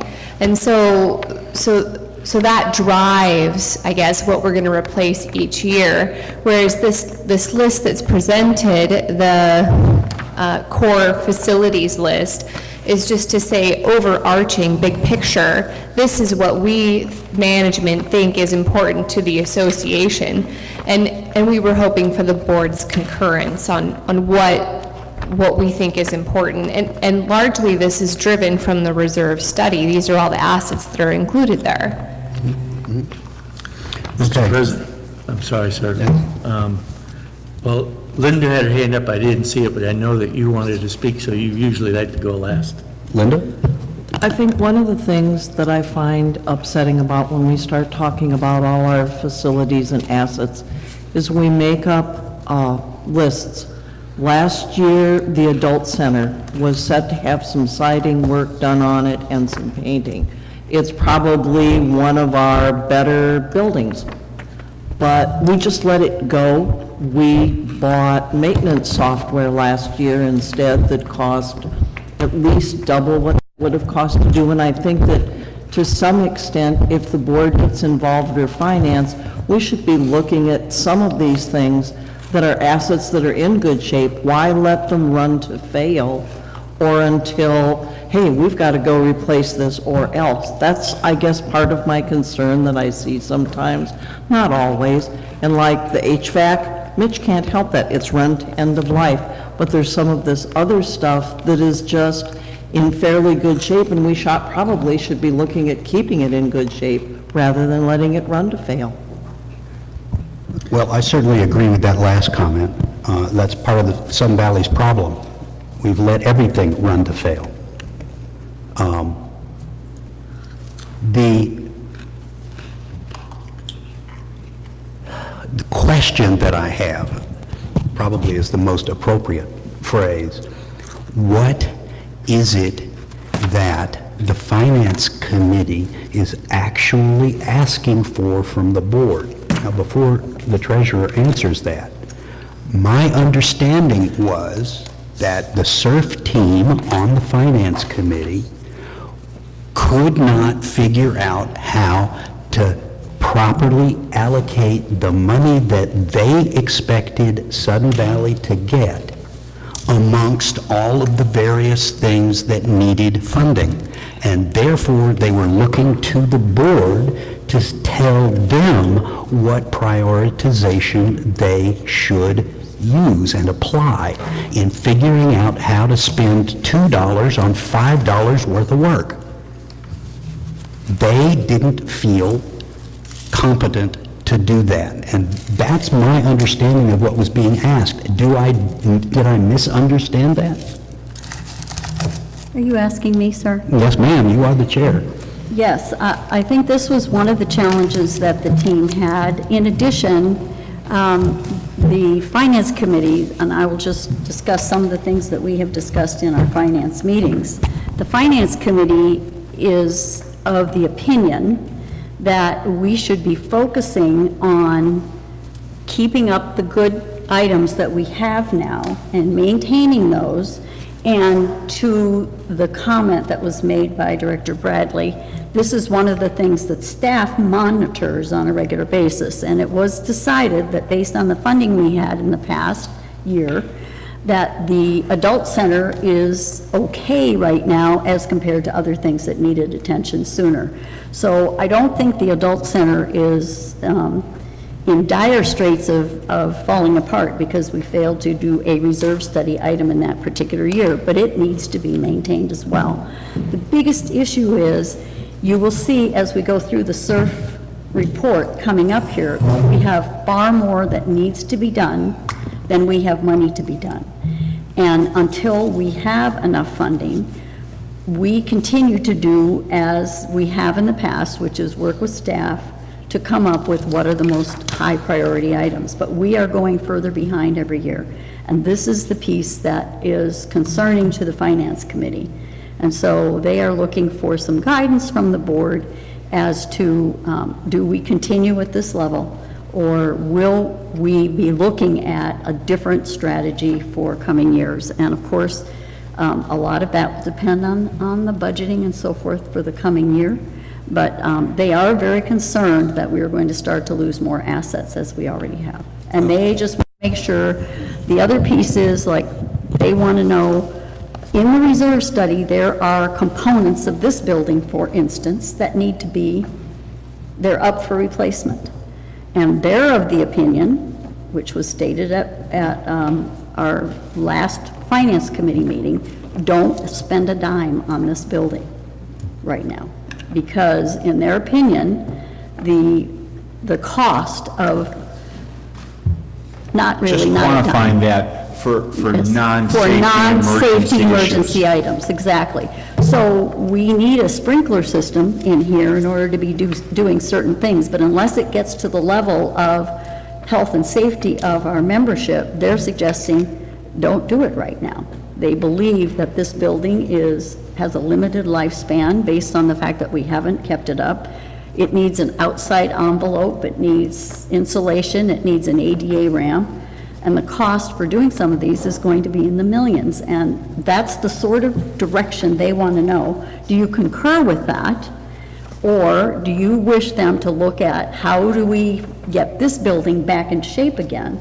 Or do we look at the possibility of replacing it in the future? Those are the kinds of things that the Finance Committee does not feel comfortable making a decision on. Well, thank you for answering that question. I think I have a little better idea, but in my opinion, the motion as made does not address that idea, and I would vote against it if it needed it, and I suggest that we get through this and then come up with a different plan. I withdraw the motion. Well, we can, you really can't, but does anybody object? No. No. Call the question and we can just... Now, that's just Robert's rules, and if nobody is objecting, we'll call it off the table. Okay, now, here's a suggestion So that... the motion has been pulled. Motion's been pulled, just cross it all off. This is what occurs to me. The committee has for years been doing a particularly good job of allocating scarce resources with staff input. They are now facing what they believe, and I'm going on what you just said, Carol, they are now facing a decision point, a flexion point, where the old way of doing things will get us more and more in debt because of larger and larger maintenance issues. They apparently have a suggestion for us, which Carol just outlined, and they would like to know if the board agrees with that suggestion. And my request to Carol is that you go back to the Finance Committee and you say, what specific changes do you recommend the board do and why in how we allocate scarce resources over the next few years? If you finance people, the SURF people, don't think the board should fund any major work on this structure, that, in my opinion, that's why we have a Finance Committee, is to make that recommendation. The board can then say, our smart people who know something about buildings and who know something about construction and who know something about finances have said, don't do this anymore.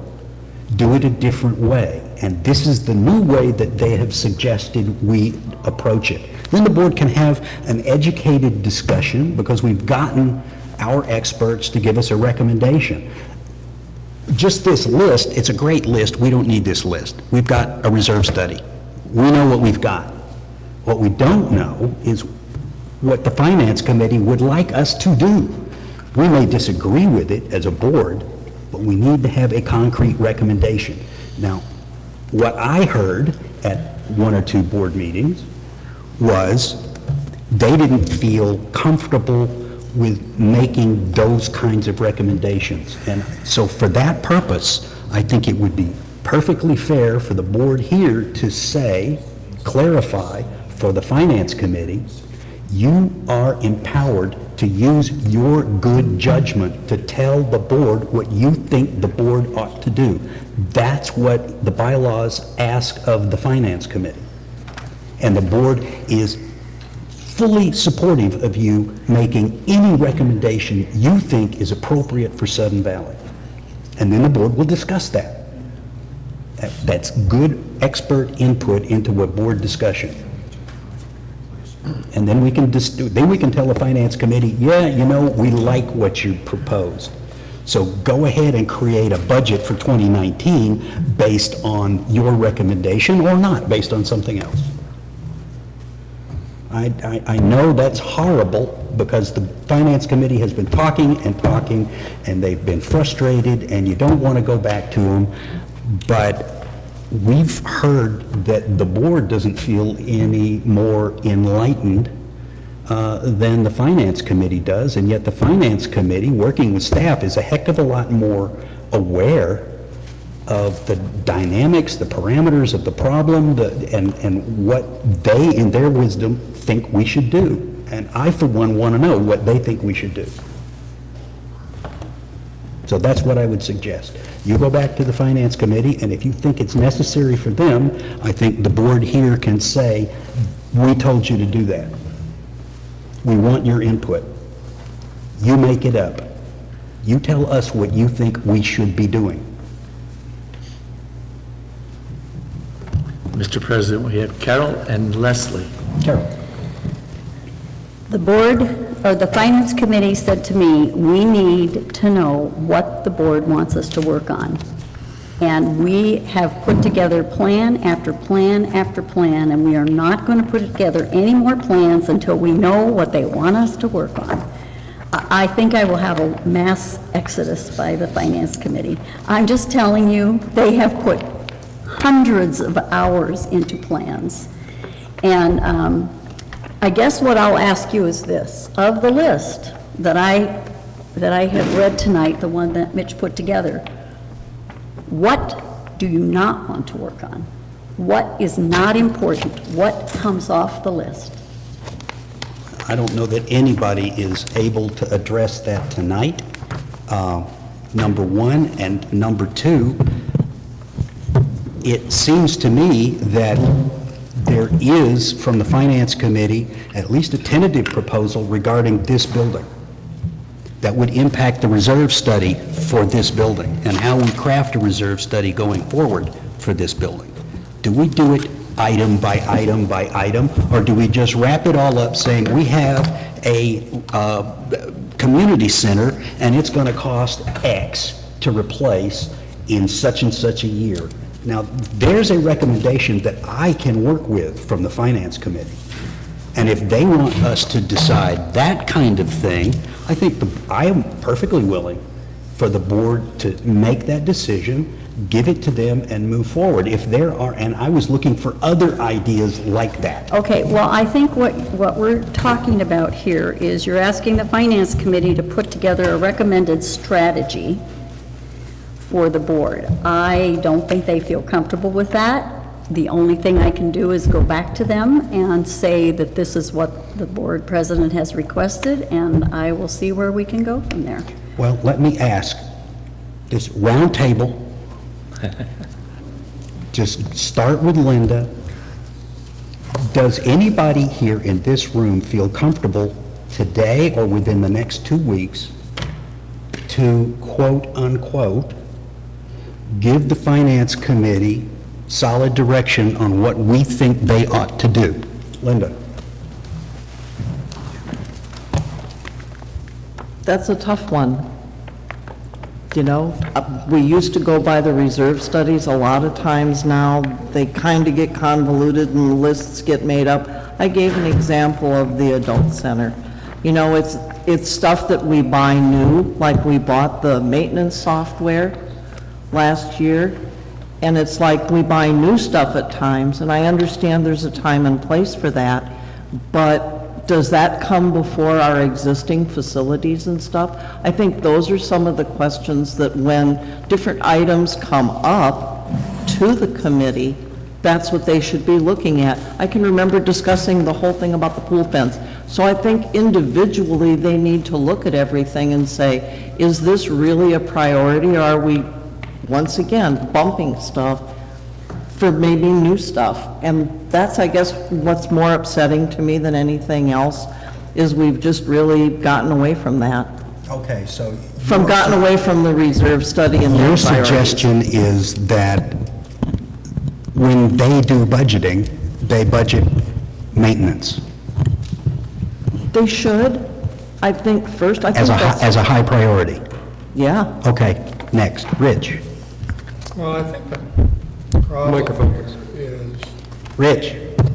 I think the problem here is foregoing items that break.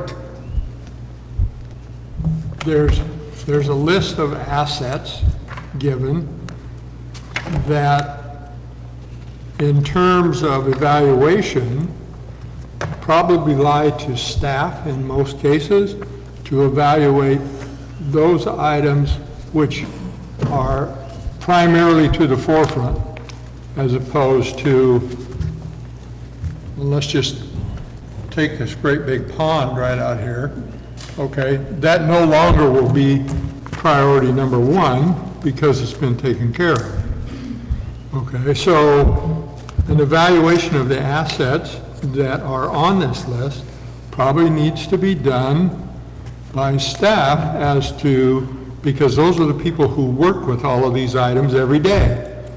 And they're going to, as they utilize them and they go around the areas, go, you know what, this is really in trouble.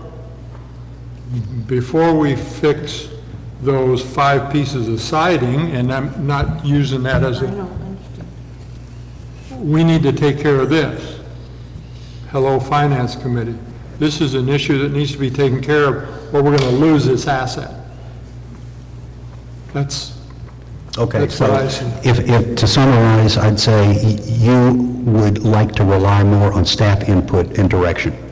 Well, they are the first line of defense for our assets. So, you know, if in fact staff has a real issue that they can't deal with, then I would expect them to come to us and ask us, hey, this is my dilemma. I need some direction from the board. Okay, thanks. Sarah? I think the only direction at this level that the board should be giving would be a strategic plan direction. The board doesn't have a strategic plan. We would have to meet exclusively for that more than once to get that done, but that's the direction and level of input the board should have, in my opinion. Thank you. Mike? If this, excuse me, if the strategic plan is something that is needed for the budget to be in place, then I think we're probably about maybe 6 months late on that plan. Right now, the budget is put together from staff input and from the SURF reserve study. And we have had in the past great difficulty in that regard because of the fact that we had a bylaw that did not automatically allow us to come up with the dues to repair and to keep up our facilities through no fault of anybody's. Things have changed a little bit, and we have an opportunity now to at least go forward and start taking care of the facilities that we have. In the preventive maintenance programs that I've worked, as Linda has talked about, you always try to do what's best on your facilities first. If it's, when you're doing your maintenance on your roads, you're going to do some microsurfacing. You never microsurface a road that is in poor shape. You microsurface the road that is in excellent shape, because now you've just moved that into, I don't have to touch this road for at least 8 to 10 years, as opposed to I have to touch this, or I have to pay attention to this road in 3 years. So I feel sorry for the, I would never want to be on the Finance Committee. I don't know how you possibly can do the job. So I'm not the one that can give you any guidance. If you ask me a question and I happen to know that particular area and it's in my field of expertise, I will give you my opinion, but other than that, I apologize, but I can't help you. Okay, Carol, I'm going to skip you because you are the treasurer. May I first? I suggest that we can go on with this, but it's pretty clear that this is just kind of an opinion. We're not getting anywhere. I think we should table this and come up with I'd like to work with staff and the Finance Committee to come up with maybe a little bit more, a plan that would satisfy them. That's all I can do. Okay, I want to be fair to the other directors. I agree with that. I'm just suggesting that if we could please table it. I want to be fair to the other directors. I said we'd go round table, we'd let people talk. Do the other directors have a desire to speak? Point of order here, she made a motion to table. I understand that, but we actually don't have a motion on the floor at the moment, Other than to table. other than to table, but there's nothing to table. That's correct. Hey, that's I see an what you're excellent saying. point. Leslie? Okay, we're looking at two different components of this here. First of all, we need a priority for the asset itself. And then we need a priority for the spending for that asset. And I think it is up to the board members to look at each one of these things and set a priority for them, somewhere between, 1 and 5 for each of these things. And things like, the airstrip and the campground would be very low on my list of priorities. So I think that, this is a useful exercise for this board to take, is to take this list and to prioritize them as far as the asset itself is concerned. And then some of them are kind of, you want to protect the spending for some part of it, but not for others. Like, pick another more or less trivial one here, the school bus stop shelters. All right, so we have some new ones. And yes, I think that we need to spend wherever we need to support those, but there are others that are falling down. And as far as I'm concerned, those portions, get rid of them. We don't want to do that. And so I would like to see the board go through this entire list and rank them from most important to least important, maybe with a little comment on each one of them, and kind of put all of those together and see how we do come out as a board setting our priorities for each one of these. And that will be more or less a top-level strategy for our assets. Thank you. David? Yeah, there are a few on here that I think perhaps, as Leslie was saying, that perhaps could be prioritized in my mind. Things like the airstrip. Now, there was a while back, I think, some discussion about that being used as a parking for some Western Washington, I believe. We could actually make a few bucks on it or something like that. I mean, there are a number of things I think that Mitch has come up with some really creative ideas, like the campground, having other people participate and even fund some of the improvements. I mean, there are some things that it's not going to cost us necessarily an arm and a leg, that a lot of these things, just looking quickly at it, about 90, probably 95% of these are things, once they're in place, we don't have much of an option. I mean, our job is to maintain the darn things. It's the things that are, do we need an extra one of those or a new one of those or whatever. There are about 3 or 4 items on there. Again, airstrip, campground, but some of those are even being addressed by somebody else, helping us get some of that taken care of. But again, I think most of these, you have to take care of it. Once you got it, you got it. And it needs to be on the maintenance list, and we have to come up with the funding to make it happen. Thank you. All right.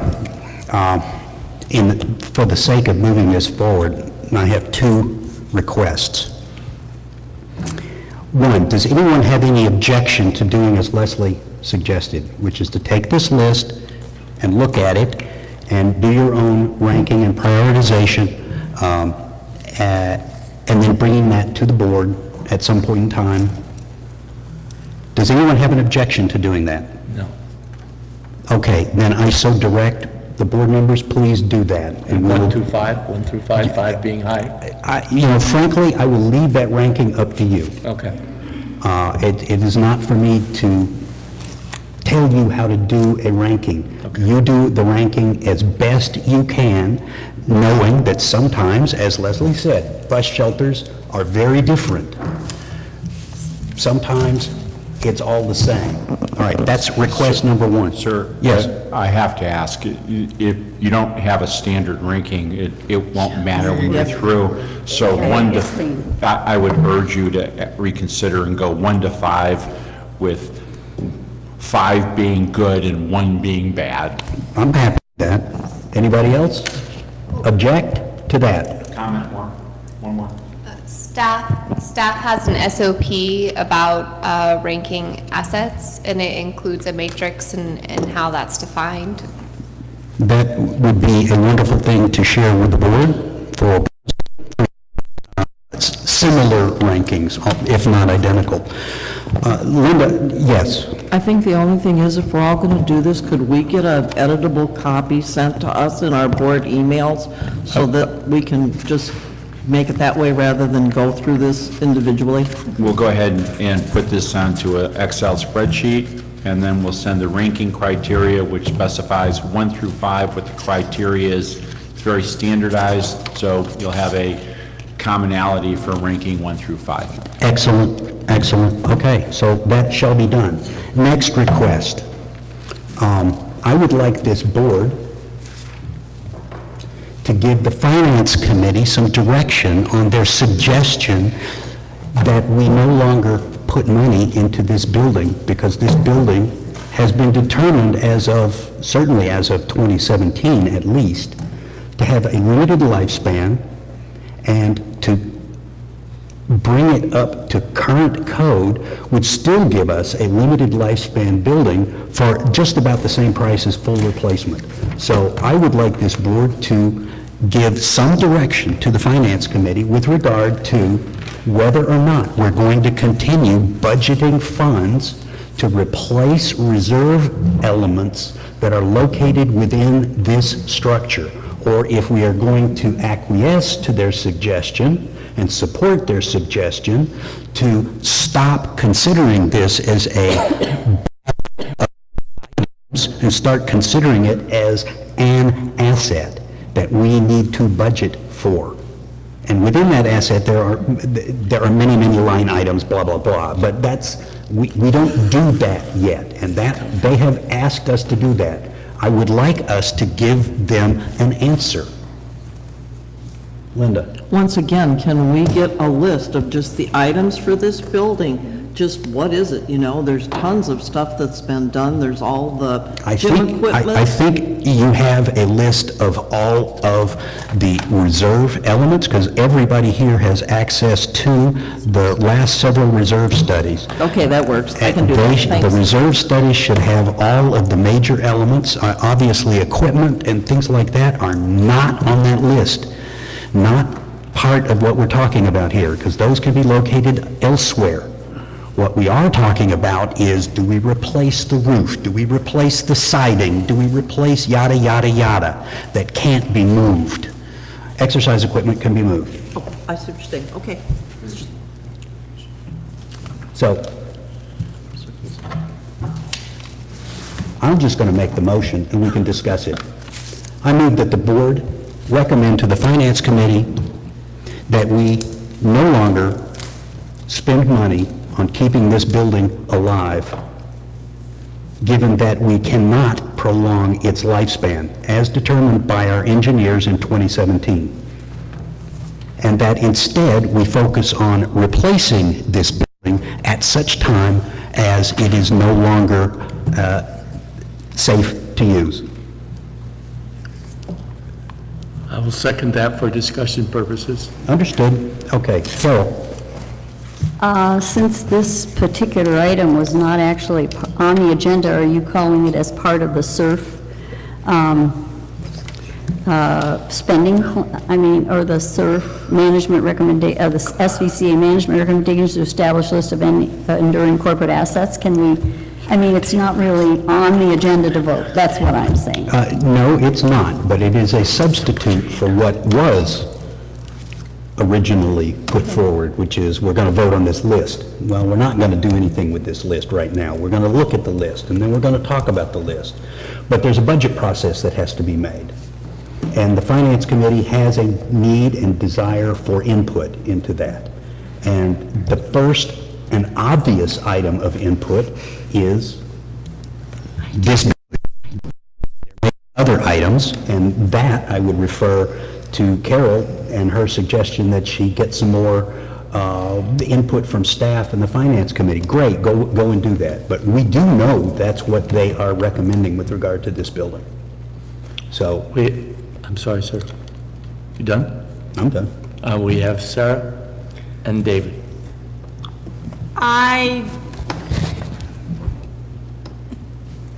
I don't know, there's a lot of things left on the agenda, and I'm not sure why we're picking this particular asset to talk about right now. there's a whole list of things that were presented to us, and we've now singled this one out, something that's not on the agenda, when we have a whole list of items on the agenda. This is not going to be a quick discussion to decide, and I don't see it valuable. I would move to table this discussion. You have to make it amended. I would, No, she's moving to table. Okay. I second it. Table until time certain, Until when? You need, yeah, until when? next board meeting. till the next board meeting. Second. Moved and seconded. All right. The only thing is that you can discuss on a motion to table is whether or not the next board meeting is the appropriate date. Is there any discussion on that date? Seeing no discussion on that date, all in favor of tabling? Okay, the motion is tabled. Thank you. Next item, sir. Next item. I'm going to have our accounting manager present.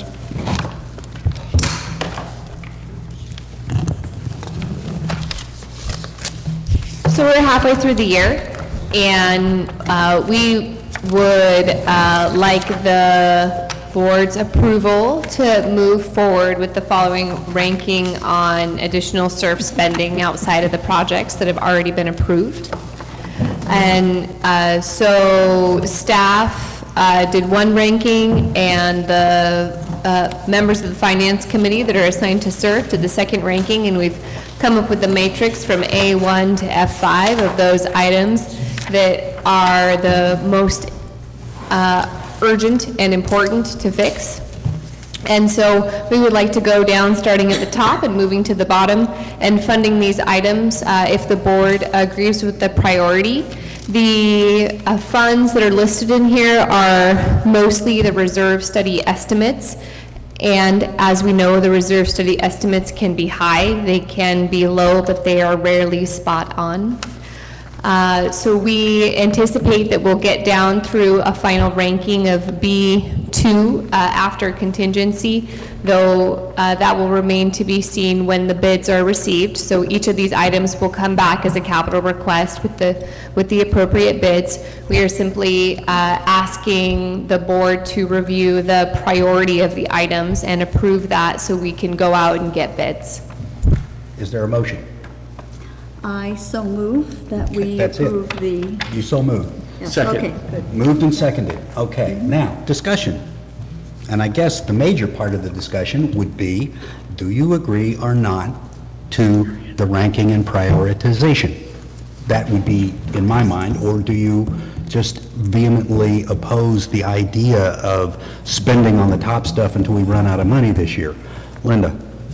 I think the first thing we need to do is take the first item on the list off, which is the clubhouse retaining wall replacement. That's going to give you another $73,000 back in the SURF account to reallocate below there, depending upon where they're at. You know, do we get, you know, we should then, I would hope, be able to get through all the B2s and maybe into some of the Cs too. I don't know, but that's a biggie. We agree. When this list was put together, we had not spoken to our auditors yet, and so we put forward the list as it was presented to finance. All right, then, Linda, your motion is to amend this motion by striking that item and returning the allocated funds to SURF. That's correct. Is there a second? Second. Moved and seconded. Is there a need to discuss? Call the question. Okay, question has been called. All in favor of striking? Okay, that's a unanimous. Done. Any other comments on the motion? Call the question. Question has been called. Oh, Leslie. Yeah, I have a question about this. Okay, I'm leaning in. This list is from now forward. Funds have already been spent on items from SURF, and you're looking at how to prioritize the remaining funds that we have for 2018. That's what this is. Okay. Correct. Just clarifying that. Okay? Any further discussion? Sarah? Just a question, what does this leave us with for carry forward into 19? I'm sorry, could you restate that more clearly? How much does this leave us with in SURF for carry forward into 19 if we follow through B2 as suggested? We can't spend beyond the mandated carryover. Okay, so we'd still maintain that. I just want to confirm that. Thank you. We have to maintain the carryover. Okay, so when you said carryover, you meant essentially the cushion? Okay. Could we clarify how much that cushion is? 500,000. Any further questions or comments? Call the question. Questions called? All in favor of this spending plan for SURF, please indicate. That is unanimous. Next item on the agenda, sir, is the roads plan. I'm going to have the county manager present.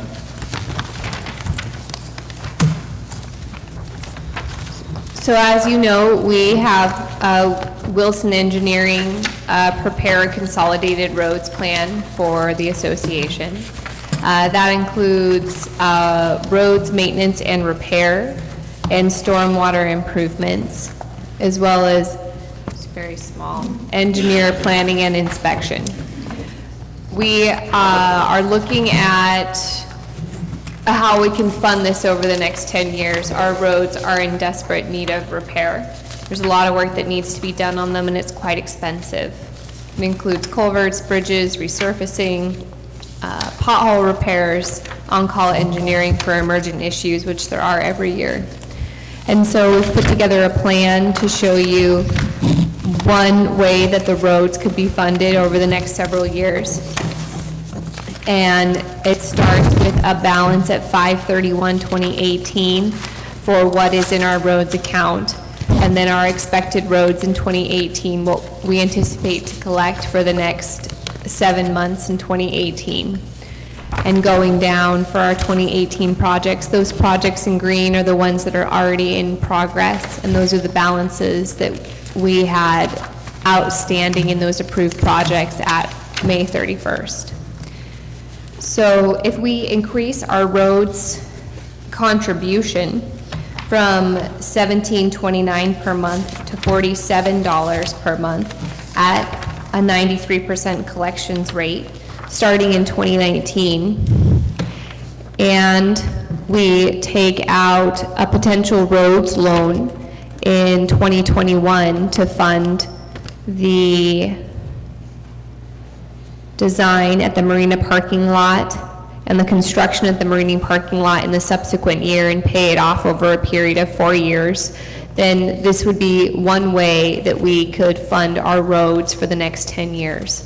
It's not the only option, but it is one option. And so that is what we are presenting tonight. All right, let me ask, providing the option to consider, as well as a list of the projects that will need to be done and the time frame that they need to be worked on, are you asking for the board to actually accept it as in? We're asking the board to accept this for input for further discussion. We're showing this is one model. There is no question that all of the work comes from our engineering firm that is chartered to monitor our roads. This does include a significant dedicated increase to its own reserve asset for building up another set of money for repairing the roads again. That's in here. At this point, we are not asking for anything more. This was presented to Finance. Finance gave us input. We modified the plan. This is what we asked the board to consider, but not vote on at this time. Thank you. So the board has this information and will need to consider it, and again, referring back to the recent change to the RCWs, we really should not be voting on this at all, because once we vote, we have approved a budget proposal, and we can't do that until we're ready to mail it out. So take it, think about it. Do you want to do it the way this was proposed, understanding that there may be further proposals in the future? Is that correct? That's correct. Okay, so there will be further proposals in the future, other alternative methods. Mr. President, we have, excuse me, Carol? I just noticed that the one particular funding request that we Please just lean into the approved is- microphone. Microphone. Oh. I noticed that the funding request we just approved for the retaining wall at the clubhouse is not included in here, so that will be an additional $138,769. Yes, that will be added in. That is correct. We Thank will you. add it in. Thank you very much. That's right. Thank you, ma'am. That was an excellent catch since we took it out of the SURF plan. All right. So it's not approval of a 10-year, but we now have for our review ongoing the 10-year integrated roads plan. What is item F, Madam Treasurer? Spending plan, actually, that is, I'll have Jennifer go through that. She's put together the spreadsheet and can explain all of the changes. Great, so I am excited to present a spending plan mid-year because that means that the SGM passed and that we are able to fund our rec center, our pools, and our parks. So that is what is in front of you, is to amend our 2018 spending plan to include those budget items. Additionally, we've been doing very well this year in golf, as Mitch stated, and we collected a significant amount of fines this year, and we've been doing really well in building. So those additional income amounts have been included in this spending plan. Just to walk you through the columns that we have here, the first column is the 2018 spending plan as it is currently approved, January 11th, 2018. And then as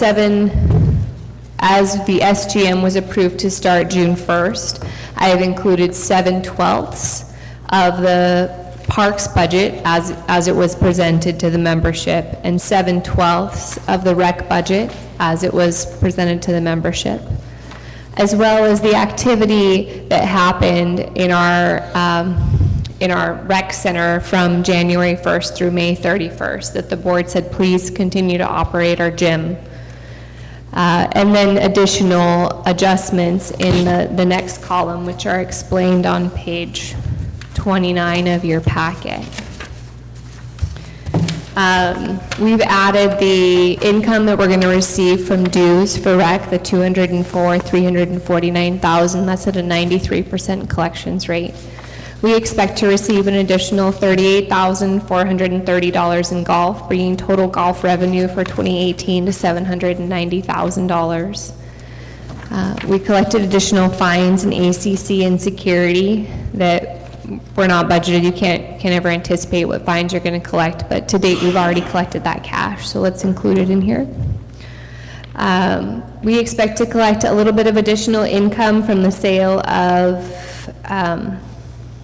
badges for pool and rec access to people who aren't members, renters, and their guests, as well as income from building, ACC, and security, $39,704, and that's money that we've collected to date. Other changes that we're seeing in the spending plan, I'd like to skip salaries and come back to that, but other changes that we expect in the spending plan all have to do with rec. They are bank charges and fees, office supplies, and access cards, the $11,072, that's both access cards and office supplies. We had to set up whole new offices downstairs in the rec center after the YMCA left. We anticipate that we're going to spend about another $5,000 in events, bringing our total events budget to $10,000. That includes the 4th of July and a Bye to Sudden Valley, Breakfast with Santa. And then we've got printing and copying, training and conferences, payroll fees, permits and licenses for the pools, B&O tax, utilities for the year for this building and the pools, maintenance and landscaping expenses, so that includes the expenses to refurbish Huckleberry Park, and as well as the anticipated expenses from the parks budget, so we'll be spending those funds as as per the membership. And then the pool management contract, which is to keep the chemicals in the pool for the rest of the year to maintain those chemical balances. If we go back to payroll, there are a few payroll changes. We had one member in our security staff decide not to take benefits. He's got benefits of his own. So I know that. I thought I would reduce that payroll expense. In accounting, we've had some turnover. We had our collection specialist get promoted to accounts payable. We brought in a new accounts payable specialist. So that's added a benefits cost. Our previous person didn't take benefits, and it's had a slight change in salaries. In admin, there's a lot of time that it takes to produce these access cards. It takes approximately 13 minutes per access card from the time someone walks in the door to take their picture and print the card and get it back to them and set up the proper access. And currently, our admin staff is doing that over in administration. It's not being done here because that's where the card printer is. And so if we look at that and we say, well, we think approximately 1,500 cards are going to be printed for the rec center for the year, well, that's 325 hours. And so we want to allocate that time over to the rec center because we would not be doing that had we not been operating a rec center. As far as facilities go, there is an increase in allocation from our golf course superintendent. He spent a lot more time in facilities. It was previously allocated 1/3 in facilities and 2/3 in turf. And it's been more like 50-50 in 2017 and again here in 2018. Additionally, the janitor spends about 40% of his time here in this building doing the cleaning here, and so that was included in the rec center budget, and we've included it here. In golf, we've hired a new assistant golf pro, and the golf pro has gone down to half-time, so there's a reduction in golf salaries there. And then the rec center total adjustment in salaries is to bring everyone up on board. We've got the lifeguards, we've got the rec manager, and we have 2 full-time people in parks. I believe that the measure provided for 1.5 people in parks, but we could not see how we could hire half a person. It was impossible to keep them, so we've hired instead 2 full-time people. They keep expiring when you try and split them. They do. So those are all of the adjustments for the spending plan. Now that takes us, if you look on page, it's hole punched. If you look on page 28, that takes us from a projected loss of $6,610 to a profit of $6,580 for 2018. That's a 12 grand, 13 grand swing. Pretty good. Yes, it is. And so we would like this spending plan approved at tonight's meeting. Nice job. Please. Just a note, I think there's a typo. Look at page 29, right in the middle, additional cost, labor rec, increase sing. Where? Oh, I see.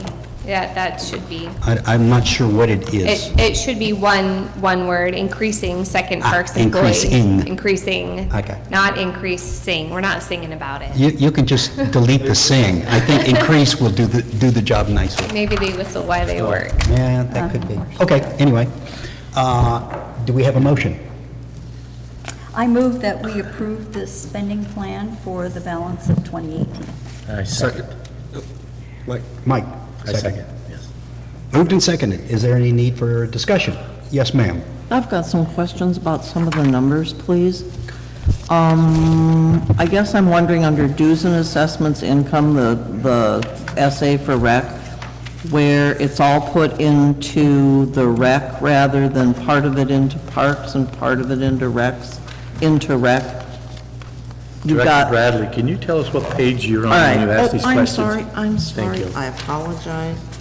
I'm looking at a packet that isn't there, and I can't read because it has a hole punch through it. It must be page 26. And all of it's in pink. You have it, it's the full 204, 349. And I was just wondering why part of that wasn't allocated to the parks and then the other part of it allocated to rec. We have one department that encompasses the revenues and the expenses associated with the SGM, and that's the Health Club, Parks, Pools, Rec Department. In this analysis, I simply put it all into that column. It all gets encompassed in that one department. All the expenses that come through get coded additionally to a project to say, is it pools, is it park, is it rec? So at the end of the year, if anyone is curious, we can run a report and say, well, of the $204,349 that we spent in expenses that's offset in revenue, this much of it went to the park, this much of it went to pools, and this much of it went to the rec center. Okay, the other question I have is below that, it says other income rec, $41,362. What revenue is that going to be for the rec department? Oh, I apologize. The other income, the rec designation was only for the additional $3,792. The other income is all other income in the association across all departments for $41,362. Just checking. I think the last thing I have, pardon? One of the other questions that I had, and I have to find it because I've lost it. I know that we're thinking about hiring back Ken's Cozy Kitchen to work for us for $6,500, July through December. When he came here, there was a proposal, it was kind of vague. What hours a week is he working that's going to have that amount of money, you know, used? It'll be for 4 hours a day, 5 days a week. What hours? I get, that's why I'm wondering, because I thought most of that was covered by the staff that was in the rec department, that's all. So, after going from planning to reality, to keep the staff, keep someone at the desk, definitely during the summer, they're going to need, and you will see that in the 19 budget, they're going to have another part-time person. Okay, thank you. Any further questions? Call a question. Question has been called. We're missing a board member. David's visiting. David, seeing a man about a horse. So long. Ooh, I've got one more question. Ooh, as long as I get to ask, and David's not back. For director. Works for me. One of the things that isn't included in this spending plan, and maybe you can explain why, is there was supposed to be from our lot auction that happened, an additional $16,000 in prepaid dues, I believe, for this year, for the 8 months that they prepaid dues for this year. How come that's not included in extra dues and assessments income? I did not include any additional income from our collections. So currently we're at budgeted 93% collections, and we are currently at 97% collections. That income was not included. I just wondered why, because it was a special event that was held during the year, that's all. So, we're probably still sitting with a projected $70,000 above in income. Oh, I get that. I'm just saying it's a significant amount of money. Just wondered why it wasn't in there, that's all. So let me ask, what was, in fact, your rationale for not the... Because it's dues income, and everything here is based at 93%. And if the number changes drastically during the year, then that number will change. So we'll total that at the end of the year, as we always have in the past. The numbers that we're talking about now are cash in hand that we have taken in. Now, we have taken in the other dues, but it is dues, and so we'll total that at the end of the year. Okay. Any further discussion? All right. Call the question again. Question has been called again. Unless there's an objection, all in favor of adopting the 2018 Operation Spending Plan, please indicate. That looks unanimous. Very good. Good work, and particularly, it's very pleasant, whether it's your fault or not, but it's particularly nice to see a 12 grand swing from negative to positive, not including also knowing that we've got a little cushion for caution. We do. It's a lot of people's work, and it's a very good staff. They work hard. I think that it's showing. Okay, 2018 spending plan, committee reports and voting. You want to sign off on that? If you, yeah, all right, I will. Okay, so let's go to committee reports and voting as necessary.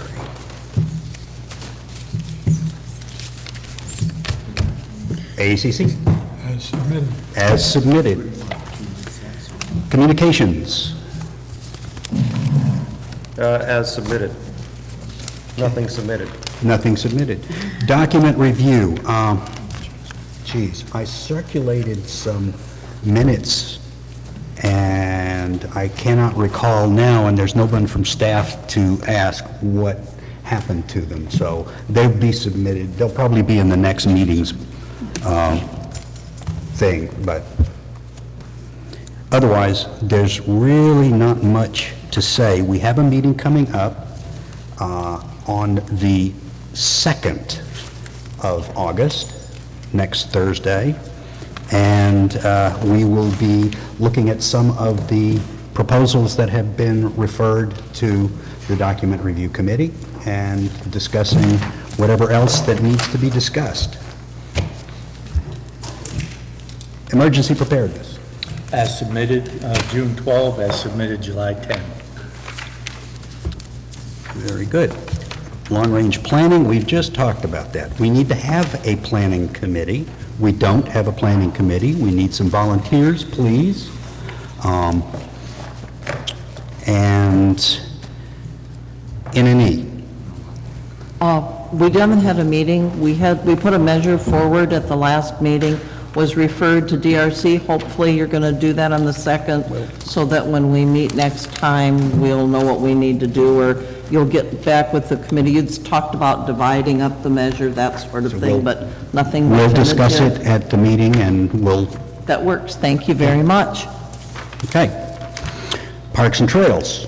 New member approval, I hear. We have a new member approval named, excuse me, Megan Thigeson, that we would like to propose for Parks, Trails, and Rec. So moved. Second. Okay, why don't I just rule that we've accepted by acclamation? Thank you. Thank you, and thanks to Megan.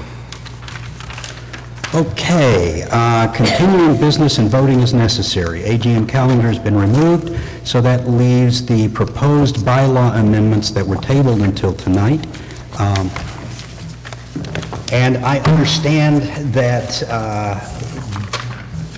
between last board meeting and tonight, there has been some further revision to the original proposals. The good thing about that is that it was deferred until tonight. So there really isn't anything remaining from the original proposal other than that they were proposed. So now we have 3 more measures. You also have had received after the last board meeting our council's response to all he knew, which was just this 1 or 2 line description of each measure. And then right after the board meeting, I received some proposed language that was not intended for inclusion in the bylaws, but looked like an explanation of the intent and purpose. And I sent that to the lawyer and said, well, now that we have an expanded description of what was being proposed, give us further insight. He did that, and I circulated that to the board. So you have his reaction. So now we have these three ballot measures in front of us, and the first one is a limit of originally 5%, and apparently it's now 7. Point of order. Yes, sir. We're picking up the previous motion off the table. My recollection was that there was no motion made. We tabled the issue. Okay, so there was nothing to table, actually. There was only the agenda item to table. We deferred that until this evening. That's my recollection. Okay, I had understood that we had plenty of discussion about at least one of them, and that would have, I thought, required a motion. But not necessarily. If it did, I will stand corrected, but if no one... I don't have my notes with me right now. Apparently, no one recalls that a motion was made, so no motion has been made, and I presume therefore that based on this current submittal, which appears at page 30, starting at page 33, going to page 34, that is what you guys want to talk about tonight. Is that correct? Right. Okay. So page 31 and 32, that's we what can just pull. Apparently that is being withdrawn from consideration, and there was no motion, so that can be withdrawn very simply. So who wants to make a presentation? I'll do the first. And the ballot measure is to limit 7% on annual increase or decrease in regular assessments. And that would be a bylaws change, which would require 2/3 of the members to vote to pass this. Just to preface this is not to undercut. I think all three of these together work to provide stability going forward with regards to where we need to go. The ballot wording: shall the bylaws be amended at Article 3, Section 19A2 by adding annual regular assessments shall have a variance of no greater than 7% of the previous fiscal year's ratified annual regular assessments. Special assessments, as described in Article 3, Section 19A3, are excluded from this provision, and that'll be addressed shortly. The explanation: the intention of this proposal inclusion to the bylaws is to stabilize and regulate proposed budgets and subsequent proposed increases and decreases in revenue from annual regular assessments presented to the membership of Sudden Valley. For a moment, what goes with this is there's a chart on page 35 which gives a sense for a moment of what this kind of proposal would provide. And we really don't know what year 0 would be for a moment. I'm looking at this for a second as after the AGM this year, that there will be a certain amount. I didn't know what that was, but what I wanted to do is present a kind of perspective on what that would be. For a moment, if it was $100, I mean, we're at $84. I've got a feeling it's going to be higher than that, but for a moment, let's say it's $100. A 7% increase on that, that's the second row down, the annual 7% increase in dues row. In 10 years, if the dues this year is $10, and for a moment, assuming that subsequent boards year after year would be 7% going up, what that number comes out to is $197. It's almost double in 10 years. Now, I've been here for almost 30 years, and for a moment, taking a look at, in round numbers, at year 10, if that was $200, and we went out another 10 years, that would be $400. And if you went out another 10 years, and I've been here almost 30 years, that would be $800, because it doubles about approximately doubles every 10 years. So for $100 in 30 years for the long-termers, a person would go from $100 a month to $800 a month. So this isn't a small number. It might seem like 7%, like, oh my God, what are we talking about? But you have to put this in perspective, I think, and the intent is for something of this kind to be presented so there is some stability for a number of folks. If a person wanted to leave the community, they have a sense of what the dues might be based on where it is at a particular year at that time. And the sense is that if people are buying into it in terms of getting a mortgage, if there's a sense of stability, it seems to me that that would be easier for people to get mortgages if you have some sort of guideline and restriction with regards to that.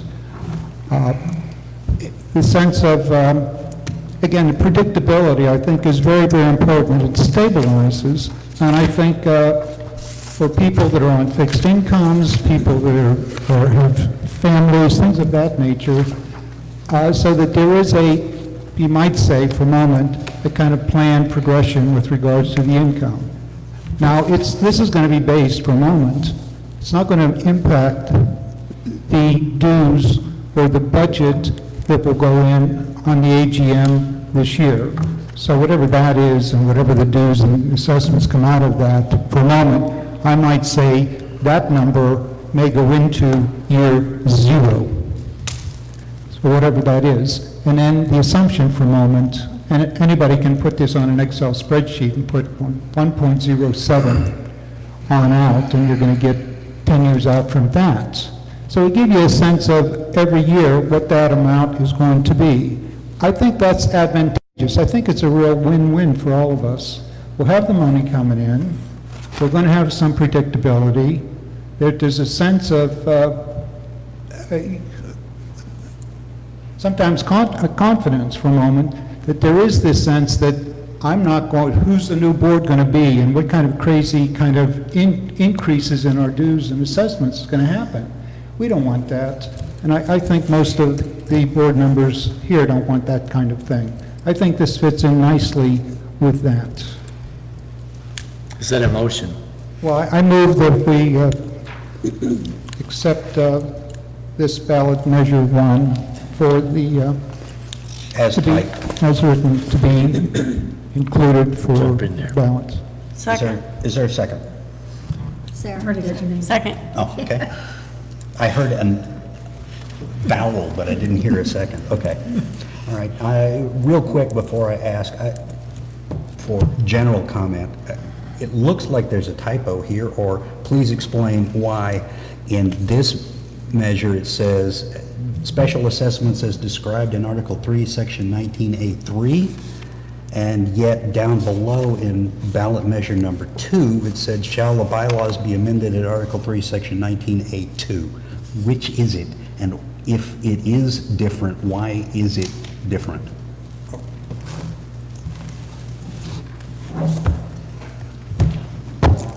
It could be just a simple typo. I don't know off the top of my head.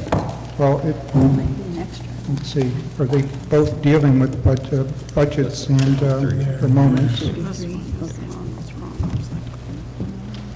That's my guess.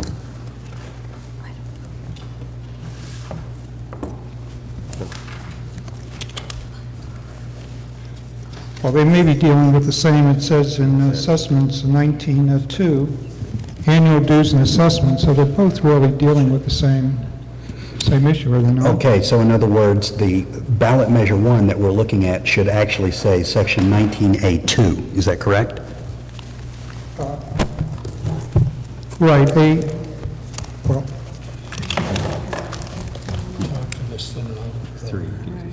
as I'm looking at, isn't that correct?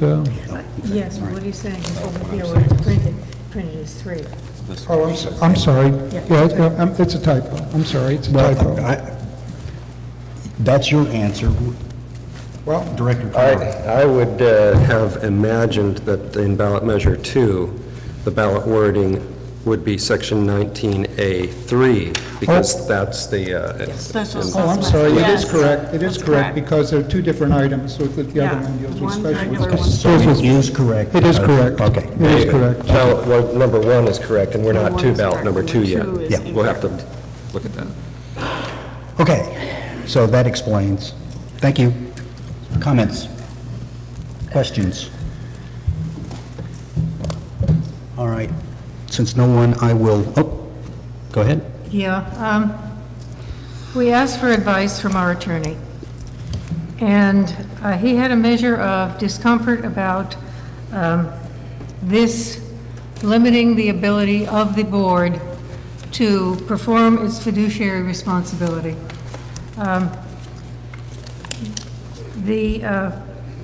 As things stand right now, as a board member, I have a fiduciary responsibility to take care of the assets of this corporation, which I cannot do because there's not enough funding to do that.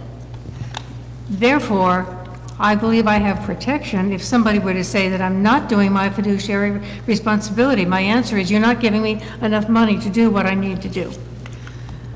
Now, we're in a different situation. We have the funding that we need to take care of our assets. I don't believe we should take care of everything all the time, right up to, you know, there has to be some sort of analysis and decision-making on what we want to take care of and during what time period. Should be a dues increase, should it be a special assessment? But if I voted for any one of these measures, then I believe that I am subject to a lawsuit from members who say, you have a responsibility to take care of that, and you're voting away your ability to do that. Just, if I may read one line from the attorney's letter, okay? Because there can be situations where an increase or decrease of more than 7%, he says 5%, is required for the board to act in the best interest of Sudden Valley, the measure limits the board's ability to fulfill its duties. Based on advice from attorney, I will vote against all three of these measures. Any further comment? I have one, if there isn't any. I have David and Eric. Okay, David and Eric. Yeah, I mean, a couple of assumptions. Now, one, for a moment, I don't know, we don't know at this point what the budget's going to be for the AGM. For a moment, and there's been talk that it might be increased by 35, 45%. For a moment, round number is 50%. If that's the case, this 7% doesn't roll it back to what it is now and have 7%. It's dealing with what that number is at that time. Now, for a moment, if it was the dues for a second, happened to be, just playing with numbers here, just for discussion purposes, if it was $125, it means that the following year would go up 125. I'm guessing the board would say add 7%. So we are taking a significant increase starting for a moment this year.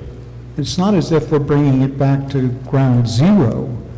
We're up at that point and can be accelerating. From that point, 10 years out, is doubling whatever we're going to be getting. It's not as if we don't see money coming in the future. I mean, we do this all the time. We buy houses when we don't have money for 30 years out. I mean, there are repairs and things of that nature that are similar. And if one might say, if we know that we're going to have a 7% increase in that number, it's predictable. We can count on it. We can talk about that. We can have a sense of this is what's going to be coming in. For me, it seems like it's much more stable for the board. I might say we're going to be going up 7% every year. It gives us a sense of where we're going and what our planning can be with the reserve accounts, with all these repairs, et cetera, et cetera. Again, we wouldn't be coming back to ground zero right now at 85. It's whatever the heck's going to come out of this budget and we're going to be playing with that. Mr. President, Eric? Eric. I would agree with what Leslie said and the attorney about the fiduciary responsibility of each of us as board members in primary responsibility to maintain the assets of the corporation. And if given the ability to fund that responsibility, it would be absolutely irresponsible of me to remove some of that ability, in fact, not just for myself as a member, but for future board members. And pride being one of the 7 deadly sins, let me say that I try to not impose my thoughts on what a future board member should do. And if I voted for these, I would be telling a future board member, I'm restricting you. And so I'll vote against it. Mr. President, Carol? Carol. I understand this whole concern about runaway increases, and the problem I see is that we have been holding any increases at a ridiculously low amount for a long time, and having dealt with all of the SURF and roads and so forth over the past 5 years, I see the detriment to limiting our spending and the costs, the escalating costs involved with fixing things that have not been maintained. This was one reason when Barn 7 came down, we essentially only got back what it cost us to litigate that. There was no maintenance, and so therefore there was no value to that building. So my concern is that we will start to see the value of our assets continue to decrease if we if we put too much restriction on what the possibilities are. So I hear what you're saying. Let's look at 2019, see what that is, and set this in place after that. The thing is, this is so new, we don't have a plan for the future. This is one of the reasons I'm looking for a strategic plan here. We don't know what other costs are involved. All we know is a 10-year plan for roads and what that cost might be. We don't have a clue what SURF might be as we start to put together plans for either refurbishing or revitalizing any of those items. And I find it extremely difficult to believe that we could do that. I think the first 4 or 5 years, in my opinion, might be more escalating costs. I would love to see us level it off from just a reasonableness standpoint at 5 or 7% if we can, or even 3%. Once we get the backlog of our failing SURF items and roads repaired to a point where we can live with them. It's kind of like moving into a new house that needs a complete redo. You can't say, oh, I'm only going to spend 7% more this year than I did last year if you've got to put a new roof and a new foundation. We heard this from someone earlier. These sorts of things, sometimes you have to make that investment to get yourself to a point where you are able to now maintain it reasonably.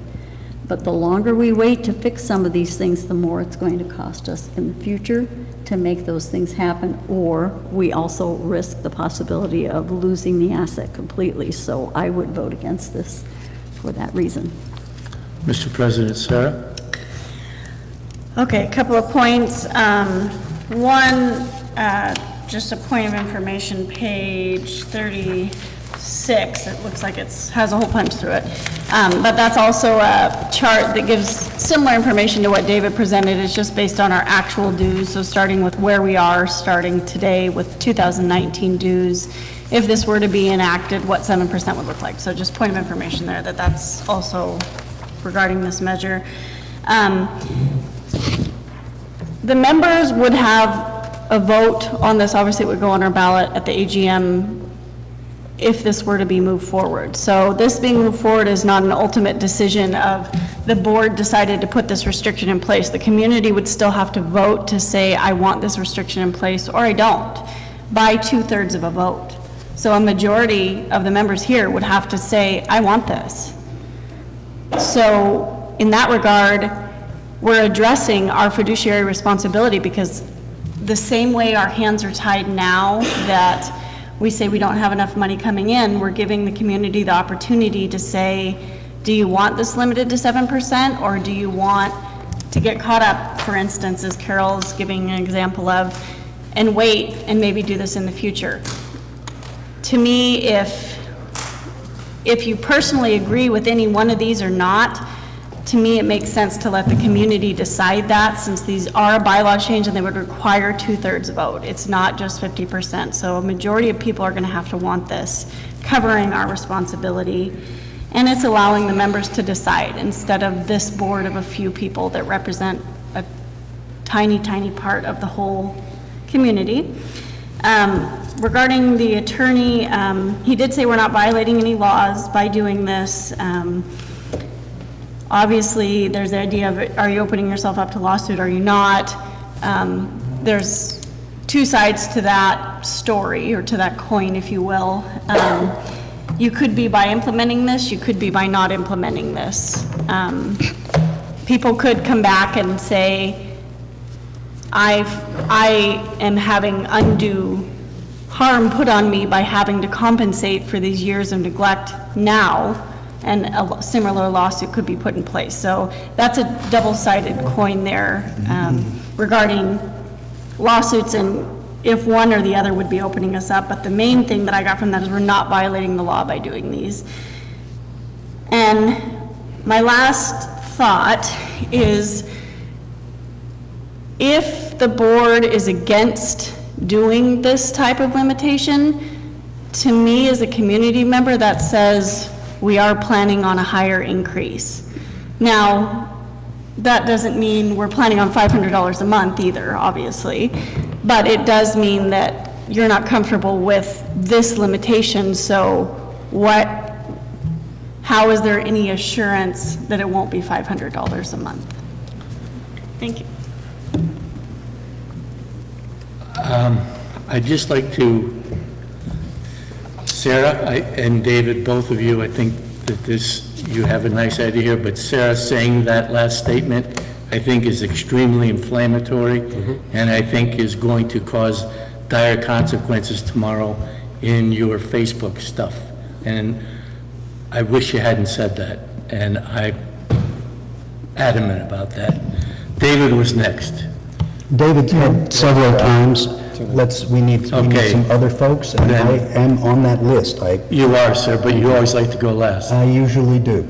So I'm back to Eric, sir. I was pointing, indicating Linda. Oh, I'm sorry. You can't see me, we're kind of kept from each other. You know, there's the whole thing that when we talk about our fiduciary duty, and we talk about limiting things to 7%, I think the membership, I agree with Sarah, I think the membership deserves to vote on this. We frequently talk about not getting our dues increases. The board president, unfortunately, has said it's this whole minority of 40% who get to... I'm sorry, madam. Not approve. Would you please withdraw that, unfortunately? You may disagree with it. That was my opinion. That's what I said, that it you may disagree with it, but you do not get to characterize it. Will you please withdraw that word, unfortunately? Okay, I'll withdraw that. Thank you, ma'am. Many times throughout the community, it's been stated that the minority of the people in here are able to turn down dues increases. Just as a comment throughout the community, not you, not any, but the point being that if that's the case, then once again, if people think that we shouldn't be limited to 7%, then it's 67%, it's even greater. So you should have no problem with letting the majority of the association vote on this. You might not agree with it, but I think that the members have a right to be able to vote on this issue, and it's all I have to say. Mr. President, Carol. As I'm thinking through this, if you really had a rogue board and you were faced with a 7% increase as a limitation, what would prevent this board from then therefore saying, well, then we're going to put a high number on 2019 so that the 7% increase accomplishes the things we want to accomplish. That is not what we're planning.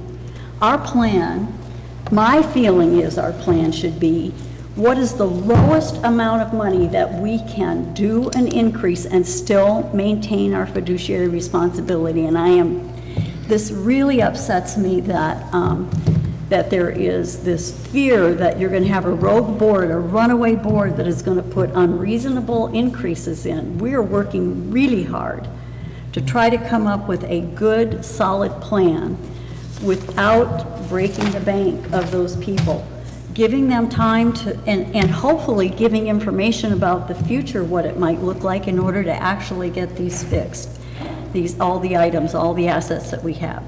I'm all in favor of giving people the benefit of the doubt as far as how much money they're going to be able to put into their budget, but honestly, you're almost setting us up to change that whole process if you're going to limit us to 7% after 2019. So I think we just go and trust the board that we have elected to do the right thing for the needs of the Sudden Valley, which is what we all agree to when we are on the board. Mr. President, David has his hand up again. Would you acquiesce to allow? Yes, go ahead, David. Yeah.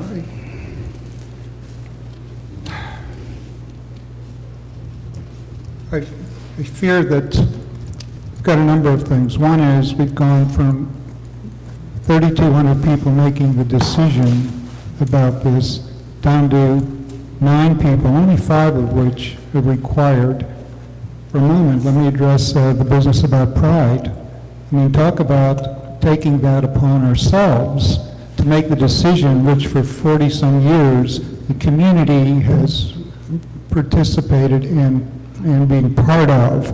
David, I apologize, but that's a point of order. That's nothing that the board that is seated has made as a governing document. That document came from the state, not from us. So you're actually trying to whip us with that statement. Mike, you can respond to him. That sounds more like a perspective, an opinion on your part, so as opposed to a point of order. Well, that for a moment, that's a very good point, because what happens is it's wrenched the decision-making. All this is asking to do is provide a modicum of a return of a sense of control to our community, and if they don't even have the opportunity to vote on this, they are denied twice over. Once by a group of folks who never came to us and said, do you think it's a good... Normally, when these things happen, there's opportunities for hearings, for feedback. None of that happened.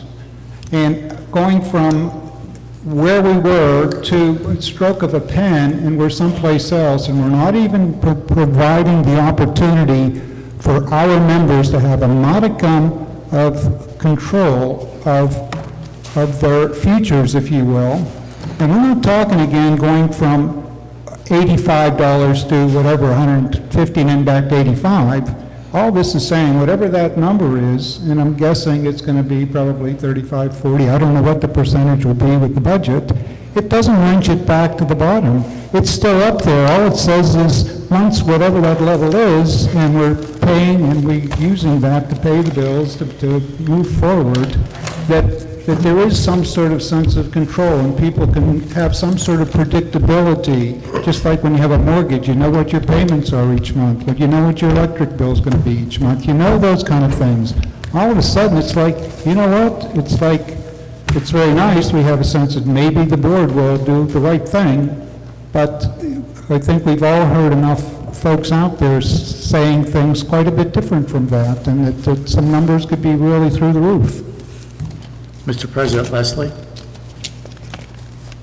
One of the things that I think often happens when you make a proposal like this, you say, limit of 7%. And what that becomes is a mandate to raise it 7% every year. And I was listening to some of the numbers that David gave, and he's talking about, $200 in 10 years and $400, doubling every 10 years. To me, that is spending out of control. It's almost like boards looking for places to spend money so that they can get their 7% increase every year. And I am more in favor of each board looking at what is needed for that year and proposing a budget that fits what it is that we require, what protection our assets need. Mr. President, I had something, but I think Leslie took care of it, so you're up, and that's the end. Thank you. All right. David, it's my turn to speak. Okay. I agree with Leslie's comment about what our fiscal responsibility is. I agree with Carol's comment about funding backlog and starting to limit our ability to deal with that. I note that 5% certainly, and bloody well even 7, does not include the impact of inflation. That's 7 minus inflation. So that puts us even further behind the 8 ball. And I very well recall plenty of years when there was double-digit inflation. Double-digit inflation. This says nothing about that. Not one word about, inflation plus 7%.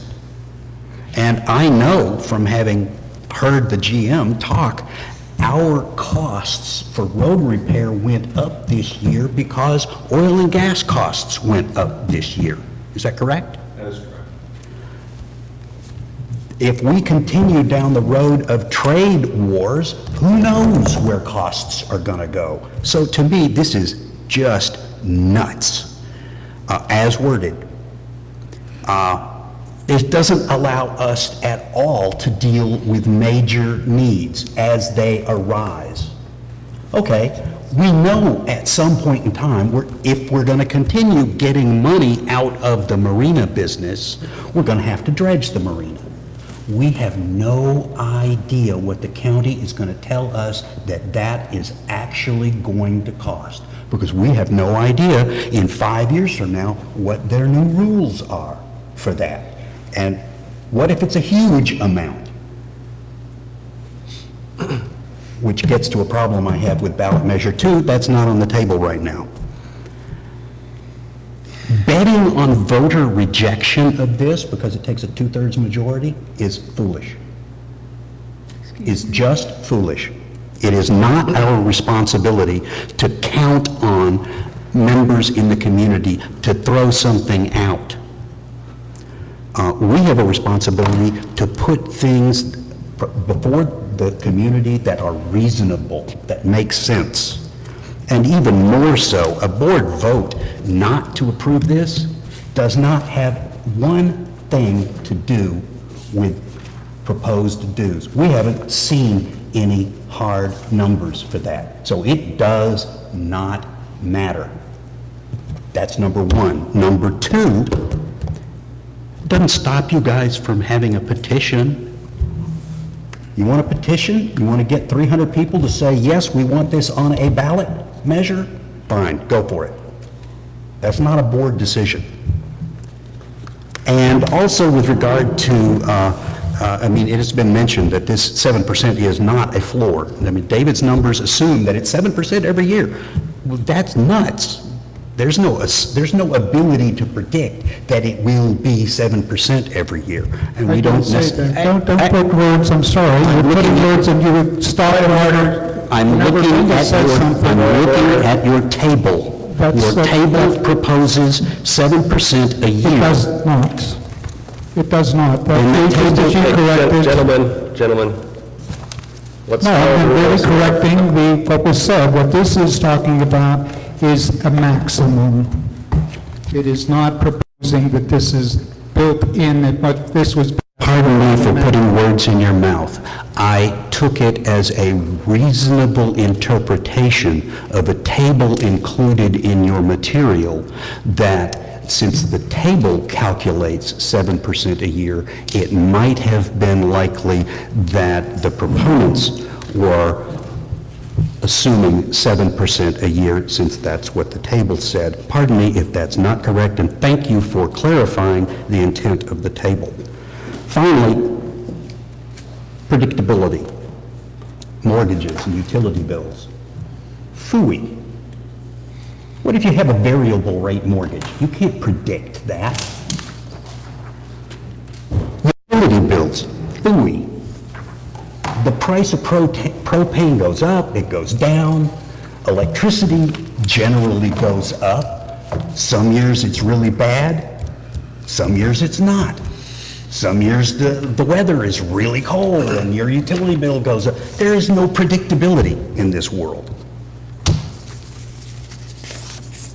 May I request a 10-minute break? Pardon me? Point of privilege for a 10-minute break. Could we call the question first? The point of privilege for a 10-minute break. Oh.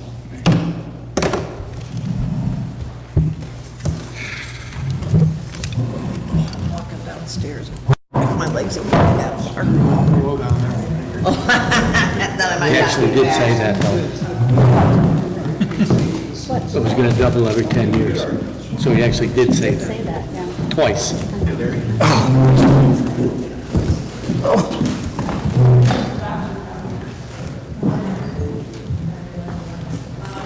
If we doubled 7%, this is interesting. So if you double at 7%, it's year 10 before you get to this amount. In year 5, that's probably Where we should be. is where we should be. Right.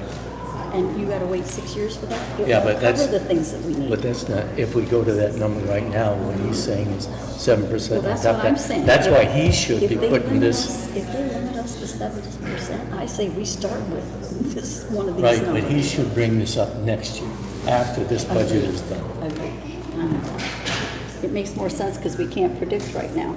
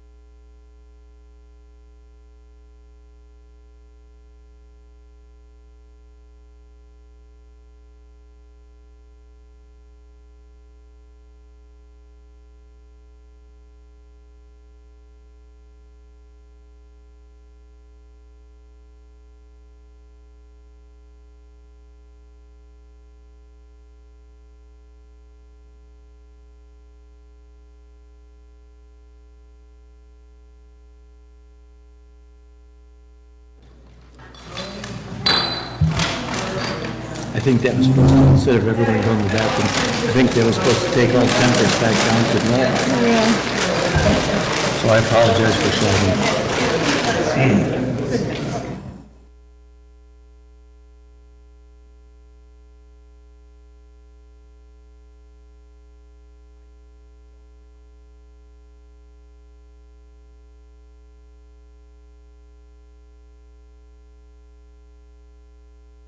Okay, we're all back. This has been on the whole time. That's not a problem. So that gives us a little after 10 o'clock, going back into session. 10:12. Okay, so David wanted to make a statement. Withdraw. I think I've said what I needed. Call the question. Okay. Is there any need for further discussion? If not, then all in favor of ballot measure number 1 as proposed, please indicate. We have 1, 2. All opposed to ballot measure number 1, please indicate. 1, 2, 3, 4. Very good. That fails. Ballot measure number 2. Okay, I'll take the lead on that one. There's the typo that Larry pointed out, that it should be a 3 under ballot wording. Section 19A, 3, not 2. Or I, sorry. Can we just accept that as Because there's been no real motion made. So that's going to change to Roman numeral 3. Yes. Okay, ballot measure number 2 is dealing specifically with special assessments, and it limits special assessments to, in aggregate, not exceed 20% of budgeted gross expenses of the association for that fiscal year. If you look on page 37, there's a chart that kind of takes you through what different percentage limitations would look like. So in the top part, when you look under 20%, that's $792,961 would be the amount the special assessments could be for, and then that would be $20.93 per homeowner per month. To give a perspective of what that breaks down to dollar-wise. I have 3% all the way up to 25% just as examples for other percentages. And then below, I just made some references to how I got that based on 3157 members, and then where I got the 3 different numbers, because obviously it's always a moving target for how I came up with total aggregate expenses. Then also on page 38 is a chart that kind of goes through the past AGMs and SGMs since 2014, showing if they passed or failed and what percentage increase was being requested with these. The point of this is to kind of show that when we have lower percentages and lower requests, that they pass, and when we ask for higher percentages, they fail. Now, with this new law, we obviously take out a lot of the chances of things, pretty much completely take out the chance of anything failing, but it does show the interests and thoughts of the community and how they felt about different percentages of increases in our dues. So those are just kind of additional pieces of information to support the measure. Sorry, I lost my page. Hold on. Here we go. Okay. So I'm making a motion for ballot measure number 2 as written, amending the SVCA bylaws to be added to the ballot for the 2018 AGM. I second it. Moved and seconded. And you need to explain any more? Since you moved it. So this is dealing specifically with special assessments and limiting the amount that they can be in one particular year to 20% of the aggregate gross expenses of the association, excluding emergency situations or different things that may come up. A, B, and C are listed there as things you couldn't budget for, things you couldn't plan for, and you obviously don't want to restrict or hinder the board from being able to address a situation that comes up that could not be foreseen. So those exceptions are listed there as A, B, and C under ballot wording. And the explanation is this is to stabilize and regulate the special assessments that would be part of the total dues that a member would pay. Mr. Questions, President. comments? I'm sorry, Eric. I have a question under item C. Repair or maintain the common interest development. Are we a common interest development? Is Just a that the point- proper? Point of information, I believe council instructed that that was not the correct terminology for us. That was in his recent letter. And beyond that, I don't need to, I think, repeat every one of my objections that I had for the previous ballot measure. They are still valid. Mr. President, Leslie?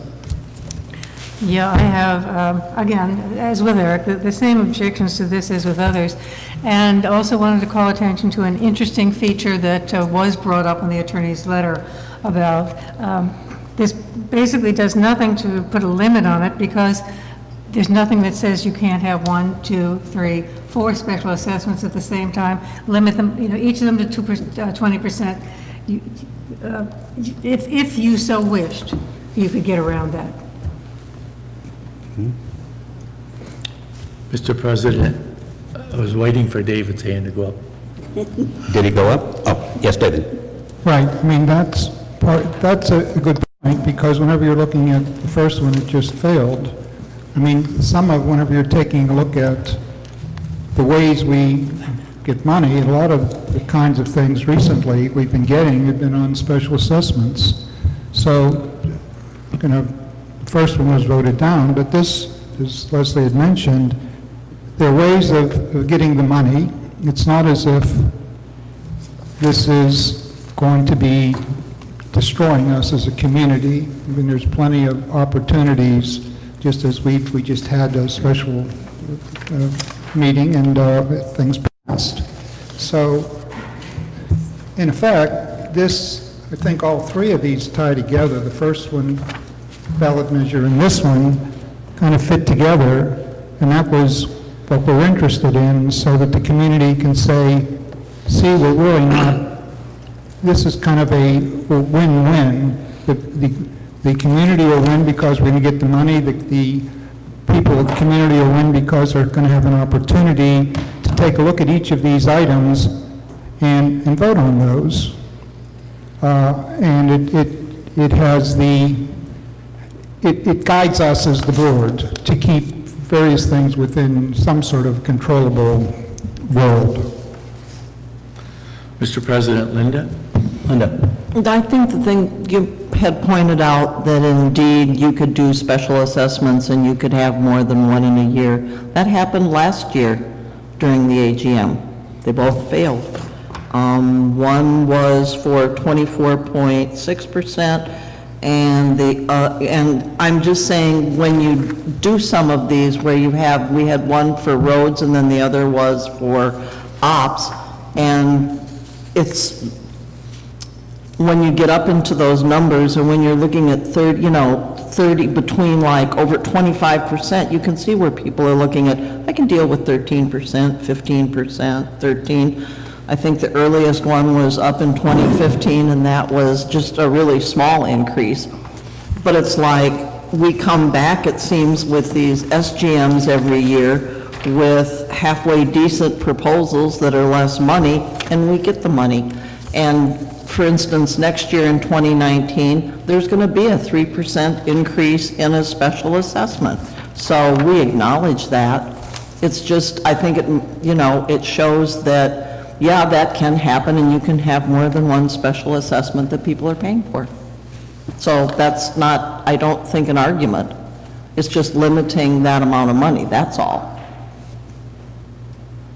Not sure I follow your comment, ma'am. Well, I guess what I'm saying is, you know, Leslie pointed out, well, you could have several of them, and you could have, my gosh, you could have 5 of them of 20%, and it would be a 100% increase in a special assessment. My point is, we understand that it can be more than just one of those, and Rich did point that out. And I'm saying that we're going to have 3% anyway in the special assessment currently, so you still could have another 20% increase. You know, you'd still have the 3% that's parks and trails, but then you could have another 20% that was, oh, whatever, a new dance barn or whatever, you know. I'm just saying you would have that ability to still do that. So it's not like people are tying your hands and saying you can't do that. It's just that it adds up really quickly, but it's like that's 20% is a little over $20 a month. Let's say 21 a month. But when you get up into 30, 40%, where you're talking about $36 more a month, I think that's what the number was for the revitalization. A lot of people choke at that. That's all. Thank you. Mr. President, that's all I have. Okay, I have a couple of points. This document, this proposal, talks about expenses required by order of a court, but it says nothing about county or state environmental project requirements. If they come in and say, as they did recently, you have to open up a creek where culverts used to be, or you have to take out a bridge that has culverts, and you have to do it in the next 3 or 4 years. This doesn't cover that at all. It doesn't cover loans in order to do big projects that may be required or otherwise necessary. But the strangest part, which I find a reason not to vote for, is that it says a special assessment which in aggregate exceeds 20% of the budgeted gross expenses of the association for that fiscal year. So, are you talking dues? That's not what this says. This says the special assessment in aggregate, and now I'm really confused, because in aggregate, what does that mean? Over the course of the total time period of the special assessment? Or what does that mean? And then exceeds 20% of the budgeted gross expenses of the association for that one fiscal year. I have no idea what impact that's going to have on dues under any particular thing. I wish Jennifer was here who could say, okay, in 2017, here's the budgeted gross expenses, and here's 20% of that. So, point of information, that's exactly the point of my chart. That's exactly what I'm showing you. That doesn't exactly jump out at me on your chart. Okay. So please educate me. The bottom of the chart. Which page? Is 38 page or 37. 37. Okay, the bottom of the chart has 2018 expenses. So this would be where you get your budgeted gross expenses. So this is showing you what 2018's budgeted gross expenses were, 3.9 million, including road, surf, and operations. And the percentages above are that. So 20% of 2018's budgeted gross expenses is $792,000 or $20.93 per month per member. I'm sorry, I don't see that at all. I'm looking at page 37. Yep. And I'm looking at 2018, 2018, 20%, $792,961. Correct. Okay, so how does that turn into a $20.93 monthly issue? And by the way, are you again saying that that's the total amount that the special assessment can ever collect, no matter how many years it's being collected? That's the maximum amount that special assessment can be for, and it's based on 3,157 members. So if you take that total divided by 3,157 is how you get the dollar value per member per month. Thank you. That answers my question a little bit and confirms my position. This is not appropriate. member input here, staff input. We budgeted 93, so you just budgeted at 100%. We never factor at 100%. We factor at our collection rate. The state law specifically says 100%. Yeah, and we don't have to do it, and we budget at 93. And every loan we've had currently is budgeted at 93, and that's what the bank asked for, and that's how your annual dues are set up to, and the collection rate is set up. So does that mean that the amount monthly would be lower than what's on that table? Higher. Higher. Higher. Okay, so the table is not clear, and my concern is that, in fact, it does do what I thought I read, which is to say that even though you want to have a special assessment that lasts for, let's say, 4 years, you're severely limiting the amount that you can assess over that time period. And once again, I'll say, you can't use a special assessment for a loan, so you can't take out a loan to fund that and then pay that loan off through a special assessment, because it says you can't do that. So I am against this. Mr. President, Carol? Actually, it's similar to what you were talking about. It's actually, if you look at the that 20% line, the total amount at 93% is actually closer to $23.78 per month per person, because we'd have to account for collections lower than the 100%. That's how we typically budget. Mr. President, David? You know, this again is part of the attempt to have some sort of stabilizing aspect to what we're doing. That's it. Thank Call you. the question. Question has been called. Is there any need for further discussion? Okey-doke. Sending ballot measure 2 to the AGM, please indicate. All opposed, please indicate. Okay, that fails. Ballot measure number 3. Okay, a supermajority of votes being required for budget approval. Shall the bylaws be amended at Article 3, Section 11, quorum of the board, by adding any budget or special assessment proposal for submission to the SVCA membership for a vote at either AGM or SGM must be passed by a supermajority of 7 of the voting members of the board, or a unanimous vote if less than 7 members are available for a vote before being placed on the ballots. Right now, we could have, if all 9 voting members were here, 9 members out of that, 5 could pass the budget. So we're, again, the sense of having in the past 3,200 people voting on such things, now we're down to only 5 people needed. We could actually have, with the quorum of the board, with 5 people showing up, only 3 of which are needed to pass the budget. Now, whenever we have such a dramatic change in how we fund things and how we make decisions about those, it seemed to me at least what we could do is find some sort of consensus by the board to make this decision. Now, 7 out of 9 seems like a reasonable supermajority when we're dealing with something that has such dramatic impact on the community. And sometimes we find ourselves with less than that for a variety of reasons. People on vacations, people resigning, etc.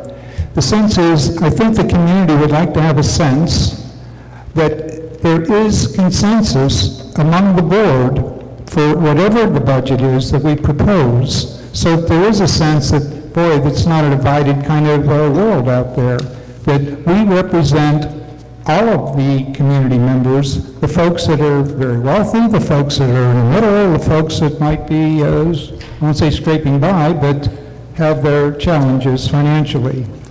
So it seems to me that at least we need, as a board, to be able to say, what, we want to make sure all elements of the community are listened to, or there's a voice that's that's presenting those, and then whenever we make the decision about that budget, we can say, you know what, it's supermajority, or in some cases unanimous decision by the board, and we're all comfortable with it, and we move forward. So as if we're not singled out, and groups of people are not singled out as being people that are left out, if you will, by the demands we're going to be making on them financially. Mr. President, Leslie. Leslie? I'm assuming that was a motion? Oh, was a motion made? Did you make a motion? Oh, I'm sorry, yeah, I move that. In a second. That this ballot may be redeemed. Okay. Now, not one of us on this board sits here because we decided to step up and sit down in these seats. Each one of us represents 500 or so votes that we received in order to put us here. And in that way, I believe that each of us has community support already. And they voted us to these seats. We have, and always have voted majority vote, you know, on each one of the motions. And I don't think that it's correct to say that you need more of us in certain situations than in others. Mr. President, I have no one. Oh, I'll I guess go I ahead. have you. I agree with that. Elections are majority rule. Elections in Sun Valley are by majority rule. That's democracy. That's the way it works. If you don't like the decisions made, you vote them out by majority rule.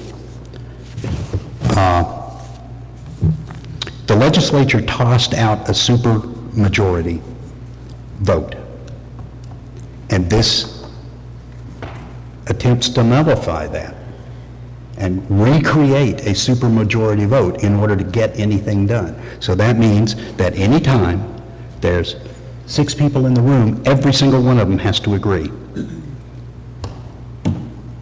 A board can't work that way. Now, it is certainly clear that a board ought to get as much consensus as it possibly can, but we are not directed to be superhuman in that. We are directed to be fiscally responsible, acting as reasonable people under similar circumstances of trust and responsibility. I believe our counsel quoted something along those lines in his recent letter. And to assume that a majority of the board, elected by the community by majority vote, is going to do something bad is inappropriate.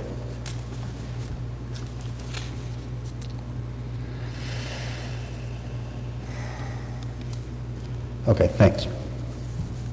Call the question. Question has been called. Is there any further discussion necessary? All in favor of this motion, please indicate. 1, 2. All opposed? All 1, 2, 3, 4. The motion fails.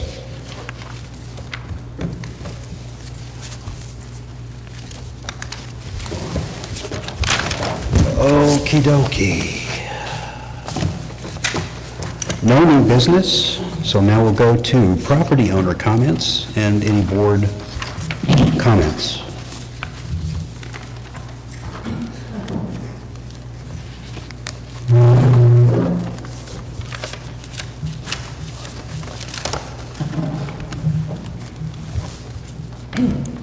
Ann Mosnes, 34 Rocky Ridge Drive. When I spoke about looking at the census material, it was to get a clearer idea of what the income level is of my neighbors, my community. Because I look at this place as having a human component that's more important, more valuable, more significant, more worth protecting than structures. And I've been here 34 years. So I have seen some of our beloved structures crumble. My beloved Treehouse Park is hazardous. Some of us have put hundreds of dollars and many hours in trying to make it at least safe. I was scolded at one meeting and told that for liability reasons, we couldn't do work in our parks. But we continue. Because our assets are our children, our visitors, our families, our neighbors. It's not some building that we talk about as an asset of a corporation that we're going to go to great lengths to restore, revitalize, put $12 million in, or building new structures. I think that maybe the community has lost faith when that $12 billion loan package was presented to us, that you really are understanding that there's a component part of our community that cannot pay these bills. And I'm not willing to have them just be treated as if they're expendable. Those are modest homes. They have a very small footprint in our watershed. I actually will be surprised if the county allows us to expand any more activity into our reservoir. And one of the things I do is I do environmental research and writing. And I think we're pushing the limit if we say we can expand a marina when that's the drinking water for our community. Any expanded activities? I'm sorry I was so obvious in my facial expression. However, no one has proposed any expansion of activities at the marina. That is not on the table. Possibly that facial expression, Larry, is the disdain that many of us see a lot. And that's the disconnect, folks. You know, people don't come to meetings anymore. The last time I spoke, the compliance officer was sent a text to hound me the next day. So we don't, did you see the report from the compliance officer? I did not see it, but I really take umbrage in thinking that anyone would send someone up to hound you because you spoke at a board meeting. Mike D'Angelo. Well, point of order, is this not? This shouldn't be a back and forth. Isn't this members? I agree, Mike. Please Let her read finish her statement. the former compliance officer's letter to the board if you haven't read it. And one time when I tried to ask if we had liability for poor decisions when I was at a board orientation meeting, you yelled at me to stop me. I don't think it was a yell, it was just a stop. Sir. But so I'm saying, folks, Let her finish. if you want to have this community engaged in our decisions going forward, please treat the community members with respect.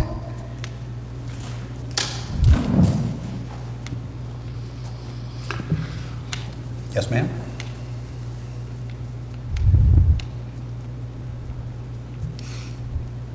Bye. Thank you.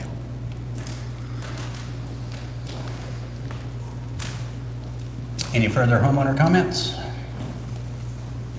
Board comments? Hearing none, we're going into a closed session to deal with a personnel matter and a